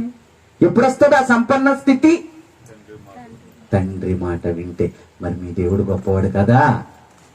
మీ దేవుడి దగ్గర ఏమీ లేదా? అది మీకు రాదా? వస్తుంది. మీరెందుకు అహైరాణ పడిపోతున్నారు? మీరెక్కడో దేవుణ్ణి నమ్మటం లేదు. మీ దేవుడు మిమ్మల్ని గొప్ప చేసే స్థితి దేవుడికి మీరే ఇవ్వటం లేదు. నా ఆస్తి నా కొడుకు ఇవ్వాలంటే నేను నమ్మాలి కదండి వాడిని. అవునా కదా? ఆస్తి పట్టుకుపోయి నన్ను అర్ధాంతరం చెప్తే ఏం చేయను? కనుక అందుకే బ్రతికొండగా ఎవరు ఆస్తులు వారి కొడుకులకు ఎవరు నమ్మకం కలగాలి. ప్రియమైన దేవుని పిల్లారా, మీరు కూడా దేవుడి దృష్టిలో చాలా గొప్పవారు. కానీ రక్షించే దేవుణ్ణి పక్కన పెట్టి భక్షించే ఆస్తి కొరకు మాత్రం ఏం చేయకండి. మీరు 30 వెండి నాణాలకు అమ్మేసుకున్నాడండి. ఎవరిని? యేసుక్రీస్తుని. ఎవరు? ఏమైపోయాడు? తలకిందులుగా ఉరి పెట్టుకుని. ఎవరు? డబ్బును ఆశించిన వాడు, డబ్బును కావాలనుకున్నవాడు, పలానా వాడు సుఖంగా ఉన్నాడని లేఖనంలోనూ చెప్పండి, లోకంలోనూ చెప్పండి. ఆస్తి ఎక్కుట వలన దానిని భక్షించువారు పేదవారంట కొద్దిగా తినినా తృప్తిగా ఉంటారంట. ఆస్తి ఎక్కువ అవట వలన దాన్ని భక్షించేవారు. వివేకానంద రెడ్డి చచ్చిపోయాడండి, చంపేశారండి. ఎవరు చంపేశారు? ఆయన చేసుకున్న భార్య ఒకతుంది, ఇంకోసారి చేసుకున్న భార్య ఒకతుంది. ఆయన ఒరిజినల్ గా చేసుకున్న భార్యకు ఆడబిడ్డ మాత్రమే ఉంది. మరోసారి వివాహం చేసుకుంటే ఎవరు పుట్టారు? ఇక్కడ వచ్చిన తలకాయ పోటు ఏంటంటే లీగలో ఇల్లీగలో, అవునా కదా? ఆస్తి ఎక్కువ ఎవరికి వెళ్ళిపోద్ది? కూతురికి వెళ్ళిపోద్ది. ఒరిజినల్ కదా మరి, వీడికి రాదు కదా మరి. అప్పుడు వీళ్ళ నాన్న కొన్ని 100 ఎకరాల ఎస్టేటు ఎక్కడుంది? బెంగళూరులో ఉంది. కొన్ని కోట్ల రూపాయలు ఖరీదు. కొంతమంది దుండగులతో ఈ రెండోసారి వివాహం కన్న కొడుకున్నాడు చూసారు, ఆడొక పన్నాగం పన్ని తండ్రిని ఏం చేసాడు? చూసారు? ఆస్తి ఎక్కువ అవటం వలన దానిని భక్షించే వాళ్ళు కూడా ఎక్కువ అవుతారు. ఆస్తి ఉండటం వల్ల క్షేమమేమీ కాదు. అందుకే దేవుడు అంటున్నాడు, భూమి మీద మీ కొరకు ధనాన్ని కూర్చుకోకండి, మీరు ధనం ఎక్కడ కూర్చుకోండి? మీకు నిజమైన ఐశ్వర్యం ఏంటో తెలుసా? అది చెప్పి నేను ముగిస్తాను. నిజమైన ఐశ్వర్యం, నేను ధనవంతుణ్ణి అని ఎవడైనా ఫీల్ అవ్వాలి అంటే ఒకటే ఒక ఐశ్వర్యం ఉంది. అది మీ దగ్గర ఉందో లేదో మీరు చెక్ చేసుకోండి. ఇక అది కాని ఐశ్వర్యం ఏదైతే ఉందో అది మిమ్మల్ని సర్వనాశనం చేసే ఐశ్వర్యం. మీ ఉగ్రత దినముందు అది మిమ్మల్ని రక్షించే ఆస్తి ఒకటి ఉంది. చూద్దాం. కొరింథీయులకు రాసిన మొదటి పత్రిక 1వ అధ్యాయము 6వ వచనం. కొరింథీయులకు రాసిన మొదటి పత్రిక 1వ అధ్యాయము 6వ వచనం. క్రీస్తును గూర్చిన సాక్ష్యము మీలో స్థిరపరచబడినందున ఆయన యందు ప్రతి విషయములో అనగా సమస్త ఉపదేశములోను సమస్త జ్ఞానములోను ఐశ్వర్యవంతులైరి. నిన్ను రక్షించే ఆస్తేది, నిన్ను కాపాడే ఆస్తేది, నిన్ను భక్షించే ఆస్తి. ఇప్పటి వరకు చెప్పుకున్నాం, ఎవరికీ మనశ్శాంతి లేదు. ఆకాను సంపాదించాడు, రాళ్లతో కొట్టి చంపేశారు. సొలొమోను గారు కూడా విపరీతంగా సంపాదించాడు, ఇప్పటిదాకా గాలిని పట్టుకునే ప్రయత్నం మాత్రమే చేశాను, దానివల్ల ఉపయోగం లేదన్నాడు. గెహజీ దగ్గరికి వెళ్ళాము, నయమాను తెచ్చిన కానుకల దగ్గరికి వెళ్ళాడు, ఆయనకి ఆయన పిల్లలకి తరతరాలకి ఏం తెచ్చుకున్నాడు? అననీయ సఫేరాల దగ్గరికి వెళ్ళాం, వాళ్ళేం తెచ్చుకున్నారు? చావు తెచ్చుకున్నారు. ఎందుకు? వీళ్ళు ఎవరి దగ్గర ఆస్తులున్నాయి? ఏ ఆస్తులున్నాయి వాళ్ళ దగ్గర? వాళ్ళని భక్షించే ఆస్తి ఏది? వారిని ఆ వెండి వస్త్రము గాని, ఆ బంగారపు కమ్మి గాని, ఆ షేనారు వస్త్రం గాని ఆయన ఏమన్నా కాపాడినాయా? నయమాను అధికారం గాని, నయమాను బంగారం గాని, నయమాను గాని గెహజీని కాపాడాడు. అయ్యా పోనీలేండి, నేను ప్రేమతో ఇచ్చానండి, వాడికి ఆ కుష్టి రాకుండా చేయండి అనొచ్చా? అననీయ సఫేరాలు భర్త భార్యను కాపాడలేదు, భార్య భర్తను. అంటే ఈ ధనం ఎవరిని ఎవరు? ఏమండి, మీకు మాట చెప్తానండి. నేను ఆస్తి అక్కరకు రాదు అని ఎందుకన్నాడు తెలుసా? ఎప్పుడైనా ఒక పెద్ద హాస్పిటల్కి వెళ్ళండి, కొన్ని పాఠాలు నేర్చుకోవాలంటే, కొంతమంది డైరెక్టర్లు సినిమాలు రాయాలంటే కొన్ని ప్రదేశాలకి వెళ్తారట. ఎందుకు? ఆ ఆలోచనలు కలగడానికి కొరకు. మనకు కూడా భక్తి కలగాలి అంటే మీరు ఎప్పుడైనా ఒక పెద్ద హాస్పిటల్కి వెళ్ళండి, వెళ్ళి అక్కడ ప్రతి వాడి ముఖాన్ని చూడండి, అలాగా ఇలా దిగాలుగా కూర్చుని దేవుడా దేవుడా ఎవరి నోటంటే దేవుడే వస్తుంది. డబ్బు డబ్బు డబ్బు డబ్బు అని ఎవడ అన్న ఎమ్మెల్యే గారు అనరు, మంత్రి గారు అనరు, ఏమీ అనరు. అక్కడ ఒకటే అంటారు, ఏమని? మీరు పలకరించండి. ఏంటి, ఎందుకు వచ్చారండి? మా ఊరిని హాస్పిటల్లో పెట్టామండి. దీనంగా చాలా బాగా మాట్లాడతారు అప్పుడు. మీరు వినాలి అవన్నీ. మరి ఏంటంటే పరిస్థితి అంటే ఏం చెప్పలేమంటున్నారండి. మరి ఎలా అండి? మనం చేసేది ఏముందండి? దేవుడు డబ్బులు లేవా అండి అని అడగండి. మీరు డబ్బుందా అండి? లేకపోయినా అప్పు కూడా చేసి తప్పారండి. కానీ కాపాడదండి. ఎవరు కాపాడాలండి? దేవుడు. ఎప్పుడు వస్తుంది వైరాగ్యం? అది అప్పుడు కాపాడద్దు అనుకుంటున్నారా? ఉగ్రత దినమందు ఆస్తి అక్కరకు కాపాడు. అందరిని చూడండి, అక్కడ అన్ని మొక్కలు చూడండి. దగ్గరికి వెళ్ళి నేను ఎలాంటి పనులు చేస్తా ఉంటానండి. చూస్తాను, నీకు మనసులో అనుకుంటాను, ఇప్పుడు అర్థం అవుతుందా దేవుడి వాల్యూ? అర్థం అవుతుందా నీకు ఇప్పుడు అనుకుంటాను. అందరూ దిగాలుగా ఉంటారు, అందరూ బాధలోనే ఉంటారు. అను కదా, చక్కగా వచ్చేవాళ్ళు కూడా అలంకరించుకుని వస్తారా? వాళ్ళు దేనం వేషం వేసుకొస్తారు. నమ్మనండి, ఇదంతా మాయ. ఎవరో చెప్పరు మీకు ఇలాంటివన్నీ. ఇంతలాగా మిమ్మల్ని ఆలోచింప చేయరు ఎవరో. మీకు ఒక అదృష్టాన్ని, అవకాశాన్ని దేవుడిచ్చాడు. ఆలోచించండి, మార్చుకోండి. అసలైన ఆస్తి మిమ్మల్ని కాపాడేది ఏంటో తెలుసా? క్రీస్తు విషయమై సమస్త క్రీస్తును కూర్చిన సాక్ష్యము సాక్ష్యము మీలో స్థిరపరచబడినందున ఆయన యందు మీరు ప్రతి విషయములోను అనగా సమస్త ఉపదేశములోను సమస్త జ్ఞానములోను. దేంట్లో మీకు ఐశ్వర్యం కావాలి? ధనవంతుడు దరిద్రుడు అక్కడికి వెళ్ళి హ్యాపీగా అబ్రహాము రొమ్మును ఆనుకుని రిలాక్స్ అయిపోతున్నాడట. ఏం సంపాదించుకున్నాడు భూమి మీద? ఐశ్వర్యం. ఐశ్వర్యం ఎవడికి కనపడదు?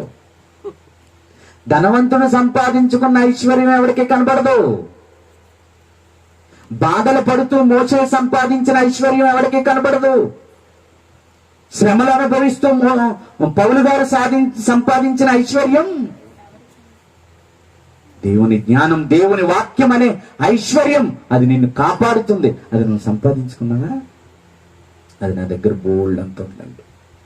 నేను కాపాడబడతాను ఆ ధనం ద్వారా. అనేకులకు ఆ ధనాన్ని పంచిపెట్టి ఏం చేస్తాను? కాపాడగలను నేను. నా దగ్గర బోల్డ్ ఉంది. ఆ ధనం మీ అందరికి ఇస్తాను. 3 రోజులు ఇవ్వడానికి వచ్చాను. ఆ ధనమే పంచేస్తాను అంటే పచ్చనొట్టు అనుకోకుండా. క్రీస్తును గూర్చిన జ్ఞానం అనే ధనం అదంతా మీ దగ్గర ఉందా? మీరు ఎంతమందికి పంచి పెడుతున్నారు చెప్పండి? ఎంత డబ్బు ఇచ్చినా ఏదో అవసరం ఉంటుంది. ఎంత అన్నం పెట్టినా ఏదో కావాలనిపిస్తుంది. అవునా కదా? కానీ మనిషికి తృప్తినిచ్చేది ఒకటే, ఒక ధనం. అదేంటి? దేవుని వాక్యం అనే ధనం. ఆ వాక్యం అనే ధనం మిమ్మల్ని ఏం చేస్తుంది? రక్షిస్తుంది. భక్షించే ఆస్తినే కోరుకుంటారు, రక్షించే ఆస్తి అయిన వాక్యాన్ని కోరుకుంటారు. నిర్ణయం ఇదే. ప్రార్థన చేసుకుందాం. ప్రియమైన తండ్రి, మీరు ఇచ్చిన మంచి అవకాశాన్ని బట్టి వందనాలు. మీ ప్రియమైన పిల్లలకు మీ మాటలు వివరించాం. విన్న మాటలను వారి హృదయాలలో భద్రపరుచుకుని విడిచిపెట్టక వాక్య ప్రకారంగా మీ చిత్తాన్ని నెరవేర్చే బిడ్డలుగా భక్షించే ఆస్తిని వదులుకుని రక్షించే ఆస్తి వైపు వారి అడుగులు వేయుటకు మీ కృపను విస్తరింపచేయండి. కష్టపడి తమ ధనాన్ని వెచ్చించి ఈ సభలను జరిగిస్తున్న ప్రతి బిడ్డను మీరు కాపాడవలసిందిగా కోరుకుంటూ మమ్మల్ని అందరినీ మీ చేతులకు అప్పగించుకుంటూ యేసు వారి పరిశుద్ధ నామాన్ని ప్రార్థన అడుగుతున్నాము తండ్రి. ఆమేన్.